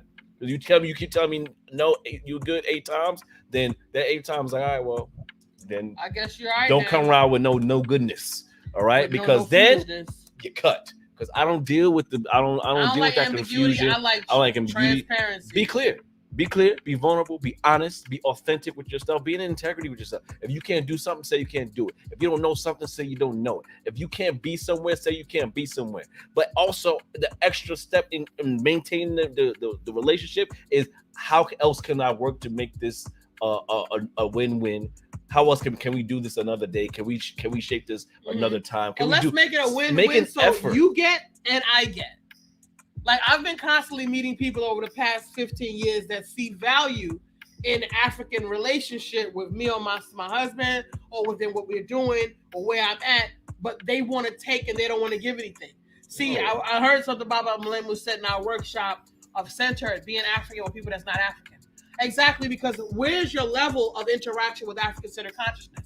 So this society got people thinking that taking and abusing the 48 laws of power, using people and misusing people, you should give without any hopes of getting anything back. No, that's white-centered consciousness telling you that, we're gonna do the African people, we're gonna steal them, we're gonna rip their land up, we're gonna kill all the people in the Congo, we're gonna annihilate the indigenous on this continent here, on this side of the world. And we're not giving nothing back. And then hope time heals all wounds. And you just forget about it. And we just walk through here and act like ain't nothing never happened. Hey, what's up, buddy? And you know what? You have to oppress and suppress your trauma and work through it. Keep a tight lip and work through whatever you got going on. And nobody better not hear about it, because the moment you speak about it, here goes all of the bells and whistles that we already planted, the triggers. A militant, black extremist, identity extremist, separatist, or whatever, racist, or prejudice, or small-minded, or all these things that come out of African people saying it to other African people, and white-centered consciousness, white people, whether they're aware of it or not, because it offends their state of being, their white cultural experience, their cognitive dissonance. They don't want to be shaken from their illusion that there's nothing particularly special about white people. In fact, your history of your people have been detrimental to the entire planet for as long as they've been here. You need to work that out. I didn't say it. Your history says so. I don't want to hear about your rationale. I don't want you to rationalize the fact that Europe needed whatever Europe needed. You don't get to take from the rest of the planet to support Europe. You get to ask people to contribute if you need help as a human being. You don't get to go take from other people and use gunpowder and weapons to harm people and then call them savages because they were using sticks and knives and rocks. Because that's what happened. Sister Karen said, touches on the white consciousness. Never knew that white consciousness was that deep. Yeah, it is. It runs that deep. And you might have missed that part earlier, Karen. We spoke about this, but yes, Spanish African people can have white consciousness. We said Asian people can have white consciousness, and they often do. They often do, right? Because again, this issue with the system of racism and systemic oppression, all these things, that's the thing that we're fighting at, the system of it, meaning the system of white-centered consciousness, because it's not just about white people. It's not just about fighting white people within this particular system. They uphold it, right? But because of white-centered consciousness and how it's influenced the rest of culture and different cultures and regions, there's so many people that have it. There's so many other cultures that have it as well. So now you're battling them too.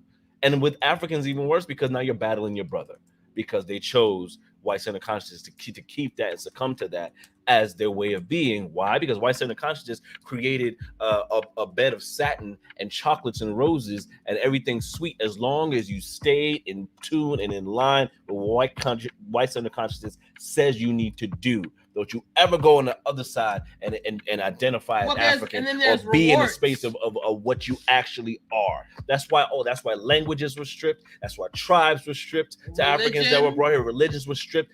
Take all that shit away. You're black. You're Negro. You're not none of that. Yeah. You're not you're not from the Masa people. You're not from Cameroon. You're not from Mali. You're not Fulani. You're not none of that. You're not outside. You black. You're not the crew people. Negro. Okay. The Mamaleki people of Cameroon. Use a nigga. Here it is, family. That's what it was. A cultural experience, and those tribes had subcultural experiences coming out of the continent of Africa from different countries. Now, they created all of these borders. Remember, the borders that are in Africa were treaties among tribes. Africa wasn't carved up like that. What happened was that was a hustle. For anybody who remember the whole, because I was a teenager around the crack era. So you had certain blocks and certain communities that was territory for certain people. And you was told not to come over here while you giving poison to your community, but they out here poisoning their community. I'm going to poison my community for these 20 blocks. You better not come over here and poison my community in my area while I'm poisoning people and getting all this guap out here. Make it make sense. Poisoning my community. You can poison your community over there, your 15 blocks. You know what? Bob, he got those 15 blocks. So you got to go knock Bob down to go take, you got to hit Bob's crown in order to get Bob's 15 blocks, right? So you got Nigeria, you got Botswana, you got Sierra Leone, you got these different areas, and everything was carved up now so that Spain, Portugal, France, they can British, and they can all get their piece of Africa. Mm-hmm. Take their territory so that they could get what they wanted to get out of those particular areas. That's all that was. That's just the crack game, the hood strategy on steroids, basically. That's what happened to Africa. So when reparations, conversations, and all of this payback, there is really no figure that could actually substantiate the damage done to the continent or the people. How do you pay for the lives lost in the Congo? What number figure pays for the indigenous in America, for the indigenous Africans in America that were here already? What figure pays for that? What do you think people who are having a white cultural experience are going to go if they wanted to make amends for the madness that they have created? All white people going to go to white land where white people live? All white people going to go to Europe? They're going to go back to Europe? They're not. They done made their bed here. They done made this the land flowing with milk and honey for them. They're going to live it up here. And they've been everywhere. They got little subculture, little military all over the world to protect their investment. They got the short men. They got lieutenants all over. You guys know the deal. Stop playing. Yeah. You're African. I don't care how much education you got. If you over 40, you remember the crack game. They got lieutenants all over the hood watching they coins, making sure ain't nothing going wrong, watching and hear what's going on the streets. They got informants. They paying them a little couple of dollars over here to keep their ears everywhere, doing everything, looking like everybody. When they go over there in the East, in the Middle East, North Africa, they send one of their own kind over there to get the intel. So them folks know how to pay. They are the masters of deception. They are the masters of optical illusion. And so you African who is not aware with your African-centered consciousness, you don't understand the concept of the optical illusion. The optical illusion. Even your eyes are playing tricks on you 99.9% of the time. Yo, I guess you gotta even know that your eyes are playing tricks on you. Listen, your eyes, the information available to you. Yo, I get frustrated sometimes when I try to look for this type of stuff, like on a Google. I'm like, yo, Google is lying too, man. Google's the main search engine out here, and it's lying. You can't even trust that. So it's like, and where did the libraries? What libraries are you gonna go to? They want a Fahrenheit 451, all this shit as soon as possible. And listen, if you look at white center consciousness, yes, they have burned books in history. Burned books, yes. They have burned the books. Burned books, ripped pages, ripped chapters. They got their mans, they got their Lieutenant Zuckerberg watching them social media. That's their lieutenant. That alien. That's their lieutenant. You think Zuckerberg, he ain't nobody? He's a lieutenant, just like the rest of them folks. I'm just saying, you gotta put this stuff into size for your brain to comprehend it. Zuckerberg out there being that dude, but he's a lieutenant. And he watching, he holding his end. He got social media. He helping them keep an eye on everybody, selling your information. Now he done bought another one. There was a thing inside of business where you're never supposed to be able to monopolize any sector of industry called too big to fail. Your company should never be too big to fail. You should never become in a space. Now you have corporations that are bigger than countries. Yeah. You have corporations, many of them, that are bigger than the economy in some countries, the GDP in certain countries. Like dealing with the United Business of America. So you have to be clear that when you start talking about reparations, because of the way the system has been built, if you participate in the system, there is no way around the way the matrix is built. Because there are corporations that are bigger than the government. You don't even need to talk to your government anymore. You never should have been talking to your government as an African. Because if you understood the landscape that you're looking at, you know the government don't run nothing. You need to go squeeze the one that squeezes the government. That's your strategy. And you're not talking to the right people. If you're talking to the government, you're asking for a handout. And as an African, that is an insult. You shouldn't be asking the government for nothing. Because you have everything. They got stuff from you. They eating your food. Right. And there's people out here that are very much committed to maintaining the madness, the status quo and the lies and the educational institutions. Who write the textbooks in the school? Who write the textbooks? Who write themselves into all of the board of directors all over the country? Who are the people who are deliberately every day getting up, lying in front of the classroom every day? Every day, John and JQ public white people and everybody else. And a lot of them to the point where they don't even realize if they even know why. They're just doing it. They don't know why. They're autopilot. But then you're confused about because that's how the mind works. What's coming out of that same system? You're they're not confused. They're helping to curate it. They're not confused. They're in a position where they don't know what to do about it. Like, why has nothing changed? Like I was looking like bullying, like the video show the other day of the kid. That's nothing. Go Yeah, he's a guy go for sure. Like, there's nothing like this little white kid that colorblind, apparently has an issue with colorblindness. Principal gives him some glasses to help him see colors in the middle of class, right? He puts the glasses on, he starts crying. And kid's like, oh, he's crying. Oh, was about to laugh, but I guess somebody stopped the kid. But the idea of like, it was 2021 and kids still cruel. How is it? How is it all these years of anti-bullying campaigns and this and that, and no one's curated? How the space has not still been effectively curated to keep kids from doing something as simple as laughing at a young boy for crying, for gaining something he hadn't had? Because of what? Because our social environment has not improved. We got all of this technology. We have all of these advances and this and advances and that. But the human evolution as people, you would think that we should be a lot more closer. We should be a lot more intuitive. We should be a lot more involved. You know, people have been more reserved. People are in their corners. People are uncomfortable. People have a lack of ability to communicate. People feel weird. The weirdness meter is, oh my God. The weirdness meter of the way people are now interacting with the social landscape. It's terrible. Like, I remember when this social environment begun and they started with those Sims and those alternate reality types of things where people get to dive into their illusions of reality and they become so, because being inside of an illusion of a reality is comfortable. You don't have to really be with people. But we've involved ourselves and we think that that's a good thing. That's a bad thing. It's a bad thing that human beings, wedges between human beings are getting bigger and bigger and bigger. Yeah, virtual reality. That is not a sense of, there's been no progress in that. That's not progress. That's horrible. Because that's not how humanity was. Humanity was already together. But then I told you last week that those people decided they're going to take you out the field. You have hundreds of acres of golf courses all over America, and yet they keep telling you that the world is overpopulated. No. How? Not with 400 acres of golf course. I'm just saying. Not with all these empty lots and empty lawns for acreages and miles and miles. All and these shit. college campuses with all of these huge campuses, enormous greenery and all of this, so that people can look at such it. a beautiful and landscape. just, Great, know, but people need places to schools live from 1800s. Why? and to spread out. Schools that had slaves and used slaves as collateral.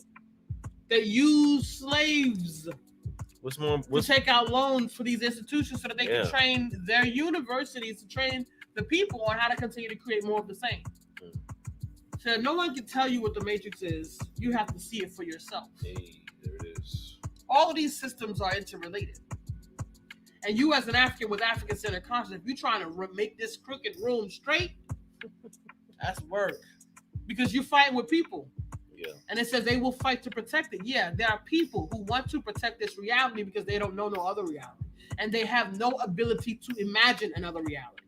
People said if life wasn't the way it is now, there would be madness and confusion and anarchy on the streets. This is what they're saying. So there are people who really want to sustain this system. Really badly. They don't want to contemplate the possibility of nothing else. That's the problem. Because this system does not work. It is actually very broken. It's very broken. It doesn't even work for white people. Mm-hmm. It's not even working for them. Not everyday white folks. It's a small percentage of white folks that this actually works for. That reminds me of this quote I shared the other day on my page. It's not hypocritical to critique capitalism while participating in it.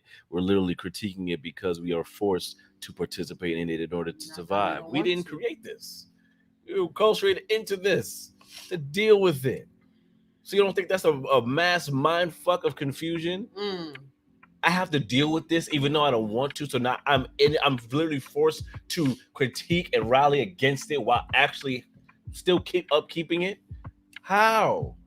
I have to spend money to survive here. I have to buy these tools, buy these supplies, pay rent, do all these things. And we were looking at the spider the other day, and this spider was building his house by nature. Was building his house wherever by he go, because wherever that spider goes, guess what? He can just build. He got a home. He can just build him a new house. Another one. He got his. He good. Birds got homes. Everybody got homes. Everybody has homes. Everybody has homes, food. Everybody's air, water is provided for them. Who disrupted that mechanism? Man and his alleged dumbass. And his man's dumbass and his alleged arrogance, thinking that he can compete with nature. That's by taking people and putting them in boxes. So we actually accepted being put into boxes. We once were not in boxes. We once chose to participate as members of a community. We once chose to participate as members of a community. And we contributed to those communities, to the upkeep, the safety, and the support of those communities. We chose that. We were born to family members who said, hey, this is our people. This is what we do. This is how we take care of ourselves and our people and our community. This is what we do. Now you have this big, expansive landscape of what? Nothingness. Everybody's in their own little silo and in competition with other people in their silos. And humanity is getting worse and worse. We are less and less affected by harm that comes to other human beings. There are things that America is doing to other countries. Other countries are doing other things to other humans. And we as a community, we're more concerned with can we go shake our asses and who's trying to oppress our ability to decide that we want to be on Facebook and online showing everybody our titties every day. That's freedom for us. That's what we decided was femininity. That's what we decided was freedom. So we can find value in ourselves. We should be able to show the world our ass and titties whenever we feel like it, because that's femininity and that's freedom. That's what's freedom to you. See what I mean about confusion? You see what I mean by confusion? As it's been told and dictated. You're a woman and you don't own nothing but your body in this world. The breath in your body don't even belong to you. The only thing you have to do is maintain and take care of that body that you give in that vessel that is housing your soul while you walk in this physical plane. And you feel like being half naked in public is the best way for you to express its value to you. You see what I mean by confusion? Because now it's been pushed as this idea of this is your self-confidence. It's not about being, looking good for men. It's about looking good for yourself and being happy. And this is your femininity. This is your sexuality. This is how you feel powerful. This is your sexuality. This is your power to have your booty cheeks out and twerk every 2 seconds. You can take. Everywhere you go, just throw your ass in the air. That's your power. I can twerk. The best pee. Just throw your butt in the air. Let everybody just wave like you just don't care. Every song, Bertha got a big old butt. Every moment is ratchetness. Every moment is short. And our young people don't know what self-respect is, and our young people don't know what it is to interact as human beings with namaste. The divine in me honors and respects the divine in you. You are a person. I don't get to call you bees and hoes and sluts and this. I don't get to, shoot at my homies and lay them out and stretch them loose and all that. I don't get to do those things because it's not my right to impact your quality of life. I don't have the right. I don't have the right to impact on your quality of life this way. I don't. But this is what you need for Braun. This is what you need in the hood to demonstrate that you got street creds, because you can talk that talk and you could be out here stretching people. Why? Do you know that boy, that's somebody's son? You know that's somebody's father? You know that's somebody's nephew? You know that man right there provides protection for daughters and nieces? This is what that man does. He has a function. He's a function. But because we're participating in this system, we're putting out people that are vulnerable. So we're creating the residuals of madness within our communities because we choose to participate in madness. Yeah. And our people do not feel whole because they don't have things. And in order for them to get things, because remember, back when I was coming up in junior high school, there was a huge issue in literacy. Everybody was illiterate. Everybody in the hood was functionally illiterate. Teachers were just graduating people out of high school that could not read. Get them out. We had 24, 25, 26-year-olds trying to get jobs out here in a society that could not read the application that they were writing on. See, this is what's happening when we choose to participate in madness and we don't know the rules of the game. This is what happens. So then when somebody grows up and is able to pay a car note or at least get them someplace decent like a house to live in, we want to tap dance and celebrate. That's madness. It is your human right to have someplace safe and decent to live and food to eat because the divine said so. See, you added something to that equation. Now you want to charge me for that. That's one thing, because that's why they created the patent office, so that they can make all the things that nature gave you a chemical so that they can now charge you for it. But they can't charge you for what nature gives you. So then what they do, they decide that everybody's got to be up in the city so you can't grow your own food. Now you got to pay me for bringing food to you. It's a racket. It's a whole racket. They want to do deforestation, destroy crops. So we can make more golf courses. Destroy indigenous lands. Take ownership of that. And destroy the water. Now you got to pay me for water. Contaminate water. Contaminating the air. When are you going to start selling little boxes of air? Making nature the enemy. What's happening here? How do you feel so empowered and so imbued with a self-righteousness that you feel like you need to be in power and control people, that nature itself is your enemy? She needs a white conscience to stop playing with my internet. Listen, sis. Okay, some have. They say they be knowing. Maybe it's freezing up or something over there. I don't know. Is it all? There's no. I don't know what to say. Sis. They're already selling air. They're already selling air. Hot air. Listen, they're selling air on top of real estate buildings. They got the buildings over here, and you can buy airspace on top of other buildings. Space. They're trying to sell space. And they already got the seats out here. They're trying to sell seats into space. Family, and you know what it is? Because these folks have a nervous. Is this? No, these folks don't listen. These people have a consciousness of they want to be better than the past. They want to outdo the reputation. But that's not. You don't know. But see, the thing about it is you don't actually know. You cannot. There's no the place where you are now, where these folks are now, is not creating new frontiers. No. They're not creating new frontiers. Civilization was already built. African people already built civilization. It got us here. You cannot outdo us getting here from there to where we are now. There's no way, because you'll never start with the same conditions. That's what science is. You cannot recreate that science experiment because you cannot create those same experiences.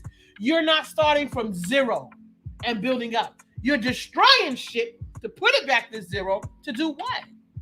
Like, you know, it's like and then you don't even know if you can fix shit once you fuck it up.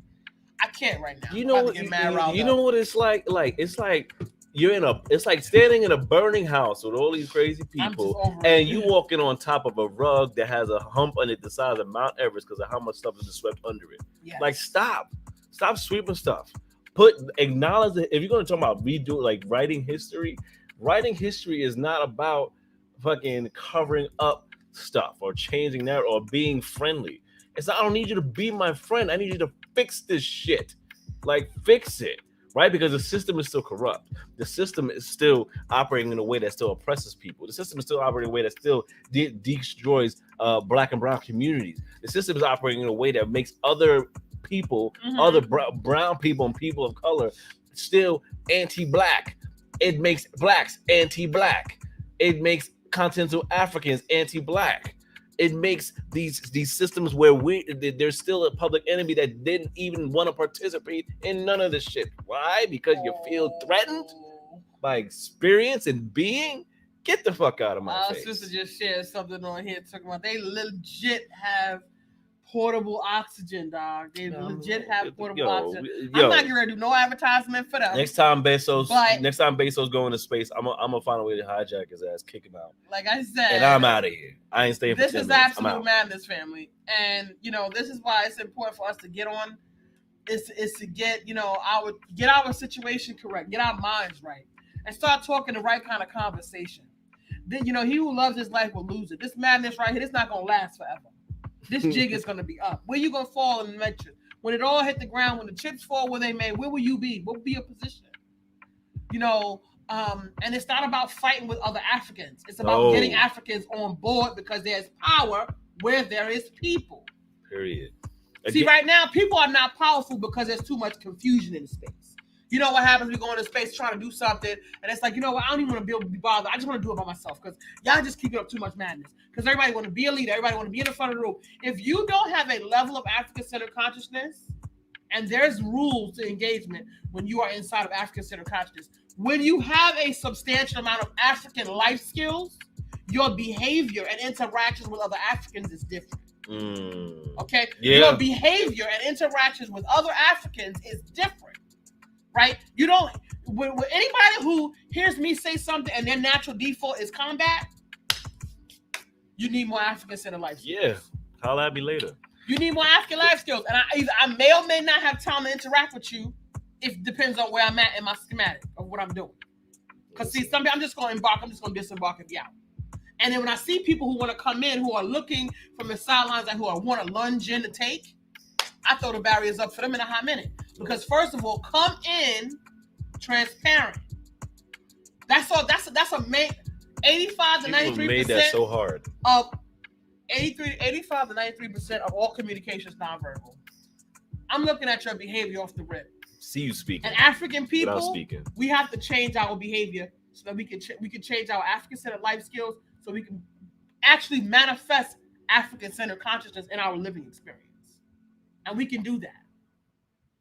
And yeah, there's certain things a part of our living experience, why I love the Nation of Islam, certain things about their community, because there's certain disciplines that is written into their schematic. There's certain behaviors for men, certain behaviors for women that are built into their schematic. Which unfortunately, because most of us don't have that same landscape of behavior, when we were a part of a tribe and a part of our communities, we had those things. But now we don't. I am in a space where I don't want to push anybody into any religious space.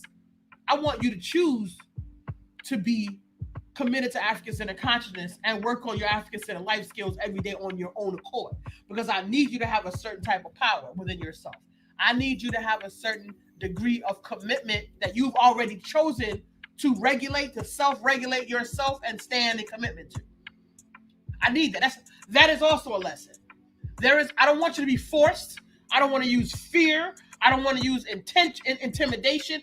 I don't want none of those things. I want you to arrive to the place where you decide on your own accord to self-regulate and stay committed and adjust when you get off track. I want you to be the person driving that, because that's the first time you're going to learn leadership, when you start running your own life. don't want no intimidation. No, you ain't gonna burn no pit of hell forever, never know it. No, I'm not gonna have you, if you're not gonna do what, the religious figure deities say this is a destiny. No, none of that. None of that. You grown and you're an adult and you can count 1, 2, 3, 4, 5. You got good sense. So make decisions like somebody with good sense. Because right there, this madness, it doesn't add up. I remember when I really realized, like, looking at how much just hate flows out of the way the society operates, hate or just discrimination, or just feeling like just this lowly, scarcity-minded being that we've accepted, right? I remember the first time when I really realized what it meant to move in love and wanting love to lead a lot of my relationships with folks and how I show up with folks. I mean, that's how I always have operated, but really being intentional around understanding what that meant. It's like, yo, how could you go to hate, right? Like, I learned so much out of being with people where they are and their understanding, being a space, being an ear, being right, just being with folks. Mm-hmm. It constantly it constantly breaks my heart, actually. Like, so despite moving in love, I'm heartbroken daily because it doesn't make any sense, right? Like, we accept so much. I see these comment sections, things like that. I guess if honestly it wasn't for stuff like Soundbytes and the business stuff we do, I would not be on social media in all transparency, because it's just too much. It's just people use this as a scapegoat space to just enact these feelings of hatred, these feelings of pain and sorrow, turning that into hatred or making it feel like it's a power play to hate someone, right? To hate someone for whatever it is. Still racism in 2021. What? Craziness. Are you fucking kidding me? You talking about human? Oh, we got all of these advances. Still bigotry. Human beings still hate other humans for living. And we know the truth by now. Zen passed away. How is it? He done died.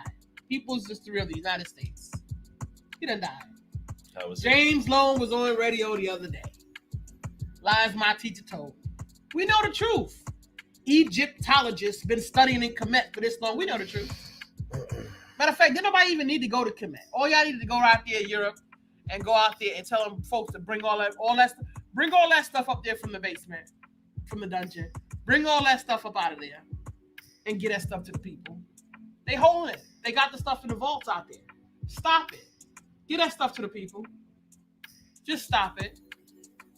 It's really no need to be, how people going to feel when, cancers and people out here suffering and these things are environmental. All of these advances created all of this stuff.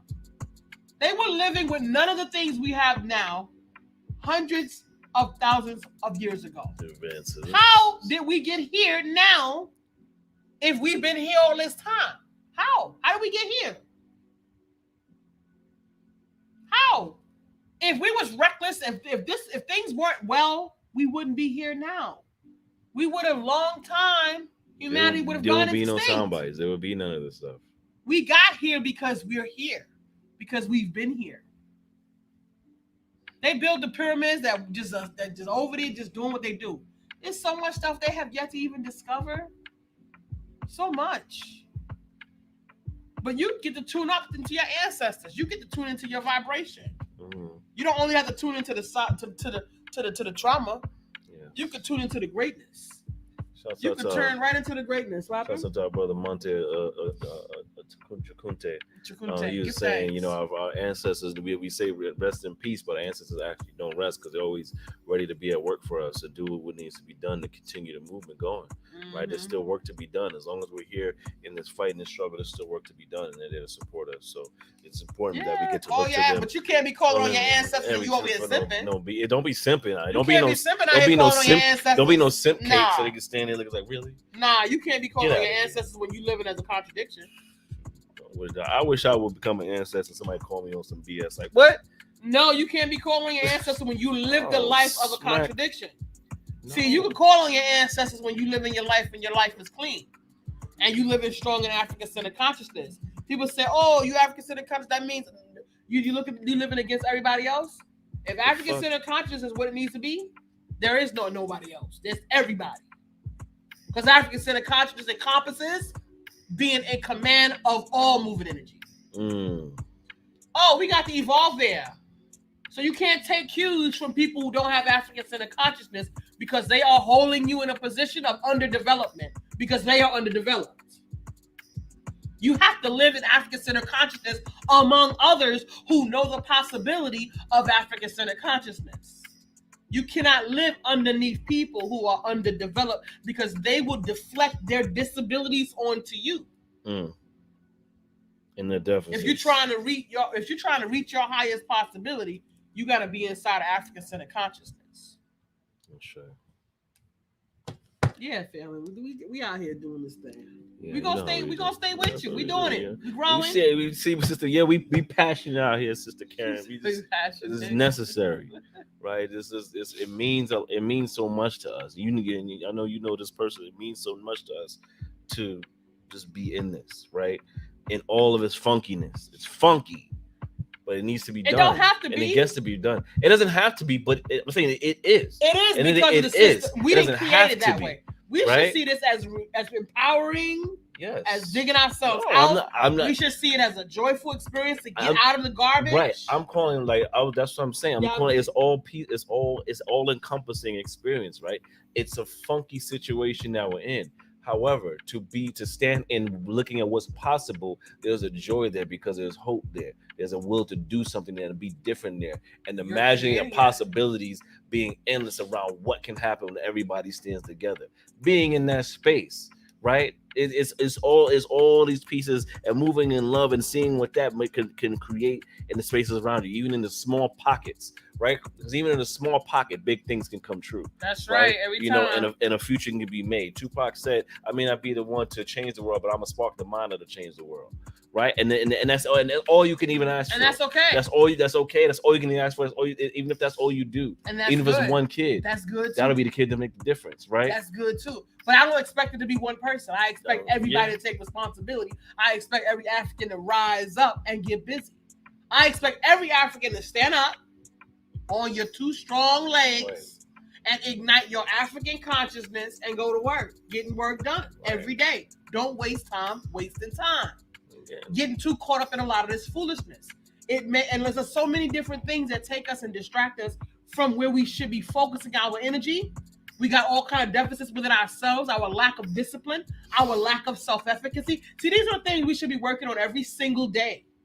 And this matrix, it makes you as an African feel like you can't even control your own life. Somebody somewhere always telling you what to do.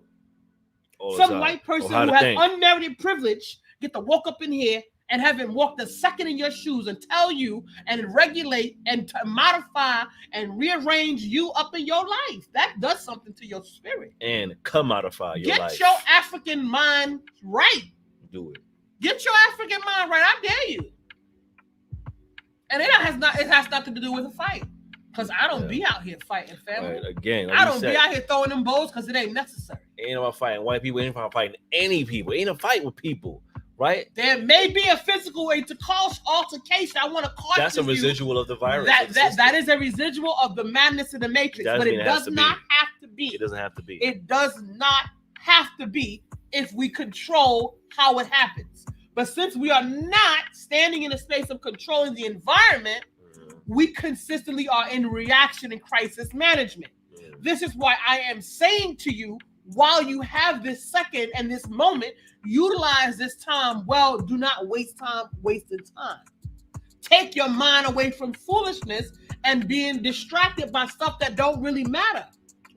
And get connected and work on that residual spirit in you that's malicious, that's nice, nasty, get that out of there, petty. That is work on that thing, man. That thing is disgusting. You talk about exercising and casting out demons. Cast that demon outside of yourself. That's a demon. If that's how you want to interact with it, work with it. But get it out. Because it's disgusting. I met more Christian folk that's so malicious, devilish, hateful. It's ridiculous. Nice, nasty, seductive, deceptive, sneaky. With the title of Christian. You're making Christian people look bad if that's how y'all getting down. And I'm telling you, 9 out of 10 folks that done me dirty were all Christians. So this is a habit, what I call in science. There is something to be analyzed about this consistent habitual behavior. All kinds of people can do any kinds of things. Yeah. But in my life, and I've done a lot of work. And I'm telling I've done a lot of work. And I'm here to tell you that the folks who look in my face with that nice, nasty all the time, be Christians and be doing dirt at the same time, period. So if the tool, technique, and mechanism you are using to get you to African consciousness, if it's not helping you develop African consciousness, then it's ineffective. Dick Gregory said, if there was power in the blood of Jesus, Africans would have never got the Bible. Let's say it again. Say it again, somebody. If there was power in the blood of Jesus, African people would have never gotten the Bible. Yeah. Why? Because habitually we see that people who are having a white cultural experience do not give African people nothing to help them rise up. Let me say that again. People who are having a white cultural experience across the past 800 years of interactions with white people in Africa, white people have never given Africans anything that's going to help them rise up. Nothing. Everything they have given African people either made them diseased, sick, weak, only thing they gave them was grief, beat them down, did something to them spiritually, psychologically, or otherwise. Nothing that has been given to us through people who are having a white cultural experience gave African people nothing that would help them. That includes the Bible. So you can work with it how you choose to work with. That's your business. If nobody told you, I'm telling you. If that's how you want to be with your spirituality, if you want to deal with your trauma that way, that's your business. I've also said I don't try to take it from people because if your spirit is tuned up properly, you will still have a discerning heart. Right. There's still a compass. I don't speak the language of the ancestors, but I still command energy. With the way that I'm carrying voice, sacred voice, because I'm tuned up, I still command energy. So if you're using that tool to do something with it and work with it, make sure it's providing you with access to things. Make sure it's helping you create the outcomes with things. If it is ineffective, then it's ineffective. Right. If you're still out here being malicious, nice, nasty, being deceptive, miserable, still need to put stuff on you to make you feel powerful, if you can't stand before the divine essence, naked and not afraid, you need something else to work with, sis. Bruh, sis, you should be able to stand there naked and not ashamed. For those reading the Bible, why you hiding behind the bush? Who told you was naked? You got naked. You was naked. You came in this world naked with power on you already. Naked with power already on you. Get back there. I got there when I was 23. Okay. I picked up that book by T.D. Jakes in the grocery store. Naked and Not Ashamed. I still have that book on my. I'm gonna take a picture of it and put it in Soundbytes for you. You seen that book, right? Yeah, I did. You came in the world with nothing. You come with no Yeezys and you on. Was powerful already. But then when you interacted with this evil, with disobedience, when you interacted with being disobedient, when you went against the instructions of divine order, we don't need none of the details in the middle. You don't need the details in the middle. It's irrelevant. The point is you interacted with disobedience. You disrupted divine order. So who told you was naked? How you know you naked? Why you hide in the bushes? Oh, See? You see what happened when deception comes into your space? So you figure that out, African. Again, the African would have not been given anything by somebody who wants to subjugate them that's going to help them get unsubjugated. So you work that out. You reconcile that. I hope that works for you. What's good with you? I don't know what else to say. As far as I'm concerned, I just be like, here, let me just take it off. It's like a coat to me. Oh, it wasn't working? Boom, here. Yeah, that's what you gotta do. Here, you gotta take it. Let me get off shed the layers that burn you up. So you trying to go high? You gotta shed the shit that weighs you down. Listen, this Soundbytes International Radio, y'all. African consciousness is the claim. One world is the aim. Absolutely, and it's meaning behind that, right? We do this work in the efforts to create one world, right? In efforts to that is what's created in the end of all of this, right? Is one world, one consciousness, of understanding of the humanity of people. Right, but there's still steps in between for us to get there. Right, we're not kumbaya yet. There's steps in between, and understanding where we stand as African people across the diasporic landscape. That's a step that needs to be addressed that has not been addressed for centuries. So we need to do that. Not been addressed in a magnitude that actually shapes it, so you don't have to address it anymore. When we're clear, we're clear. We're not clear right That's now. right. We're very much in a space of ambiguity and confusion and mist and haziness or whatever in the moonlight. We need to get our shit right. So that's what that's about. And everyone else in between is get their shit right as well. So make sure you subscribe to us on YouTube. And getting your shit right is available to everybody who chooses. And Soundbytes International Radio on YouTube. We are live on YouTube and Facebook right now, in case you didn't even know. But make sure you subscribe to YouTube. We're trying to get subscribers up on the YouTube channel. Eventually trying to get on there, period. So please, subscribe, share with your friends, and subscribe as well. Follow us and like us on Facebook if you're already on the Facebooks, right? Just happen to be viewing casually. Make sure you hit that follow and like that. And also follow us on Instagram at Soundbytes International Radio. Follow us there too, because that's a cool little platform that people go and talk to. And please share the video. Please share the link. Yes. Please continue the conversation. Share the links. Please share the link. Share the video. Get on the replay. Tell your friends. Research. Look, we don't do a whole lot of other stuff because we don't want to talk down. We're not talking all stuff and cottony up and cotton mouth. No, we real people, real folks. Because all that elaborate conversation stuff is not necessary to get to the point. Man, see, we worked through the tools already. We worked through the all the different types of knowledge, methodologies, rhetoric, science, behavioral conditioning, all of these psychology. We work through this learning and development. We work through all of these things, family. African-centered consciousness and all the various ways that we compile ourselves so that we become erect and fully functional, animated, upright Africans. Yeah. So we don't get into the cotton mouth. And I want you to personally, get that dry mouth bullshit. I want you to catalog your learning so that you can begin to see yourself making progress. And also make sure you follow our past episodes, past seasons on Soundbytes International Radio on Spotify and Apple Podcasts. If you listen to podcasts, and also make sure you give us a 5-star rating and actually leave us a review as well, because that's helpful to our upstanding nature in the podcast world and shit like that. In other words, so you know how we go out, you know how we do. We want to always leave on the vibe, turned up vibe, note, vibe, energy. You know how we do. The Carol, we about to leave out, but we're gonna turn out. We gotta hurry up because the Carol got to go it's work getting in late. the morning. We gotta, we gotta honor our people in their processes. So we want to get this going and close out. So the power of I am. Activate that power of I am. The brother, Real Bricks, Dang Bricks. Energy. Feature myself and AJ Throwback. Brother Hess, yes, Brother Hess, No More Path P. In case those that didn't know, No More Path P. Path P has been put to rest. Not anything in transition, right? Not of anything negative, but really out of this an elevated next level of ascension. Next chapter, next level, absolutely. So this Hess now. Cataloging, learning, and growing and expanding. Right on. So going forward, Hess is the name and conscious is the game with music frame. So anyway, whatever. Okay, dropping it out here like that, you. So vibe out with us for a bit. Before we close out, it's the power of I am, family. You already know. Let's get that popping. One love, family. Boldness, which makes people ask who sent you. I tell them I am. They tell me that's a cute affirmation, but it's not an answer. I reply, listen again. My affirmation is your answer. This is the power of I am. This is the greatness of I am. Look at the strength that I have. None of the truth can deny that.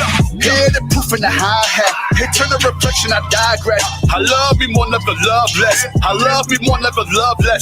Turn $1,000,000 dreams, yeah, how I manifest it. Look deep inside, yeah, you be the blessing. $1,000,000 dreams, yeah, how I manifest it. Anything I want, yeah, turn up. This is the power of I am. This is the greatness of I am. Look at the strength that I have.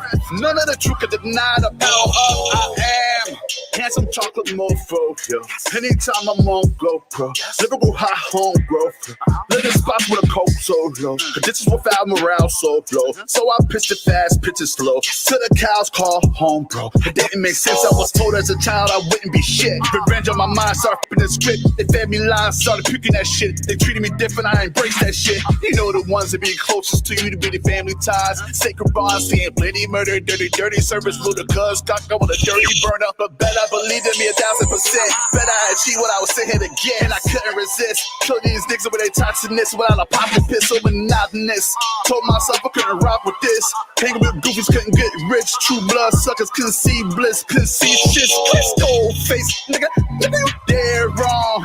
I ain't regurgitating, percolating, singing the same song. I'm blessed all day long, lame all day long. Having a form of godliness, but denying the power thereof. Fuck nigga, I am. I'm totally surprised that I ain't lost my mind. Had to take setbacks and learn with setbacks that those I gave jetpacks that no planes don't fly.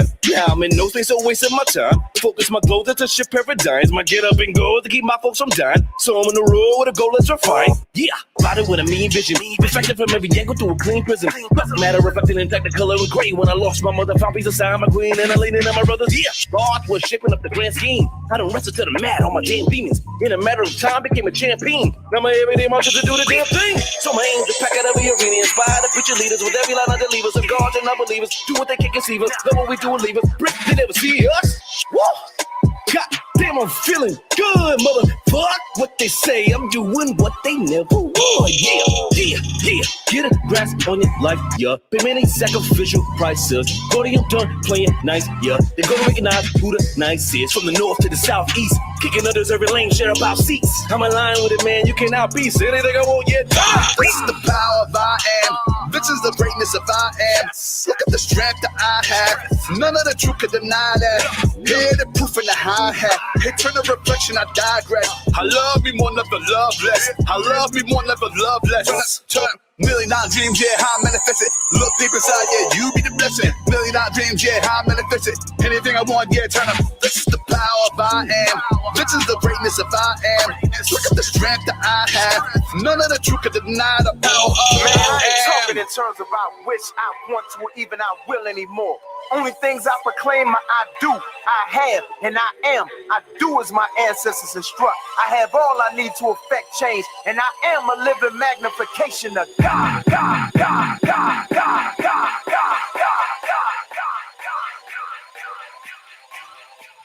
Indeed. Living manifestation of God. That's what we're doing. Out here in these streets, getting sensitive at the You already violence. know how it is. Give Soundbytes is thanks. National Radio, y'all. One love. Have a blessed night. Join us Monday again, 9 Blessings. p.m. Eastern Standard Time, right here at Facebook and YouTube. So, one love, family. Have a blessed night. Be safe. Give Mask thanks, up. beloved. Wash your hands. Do all those beautiful things. Keep One on love. social distancing, family. Keep on Take social care of your distancing. health. It's Build still- up that immune It's system. still a panini out here, all right? So, let's Panini. get it popping. One love, Peace, family. peace.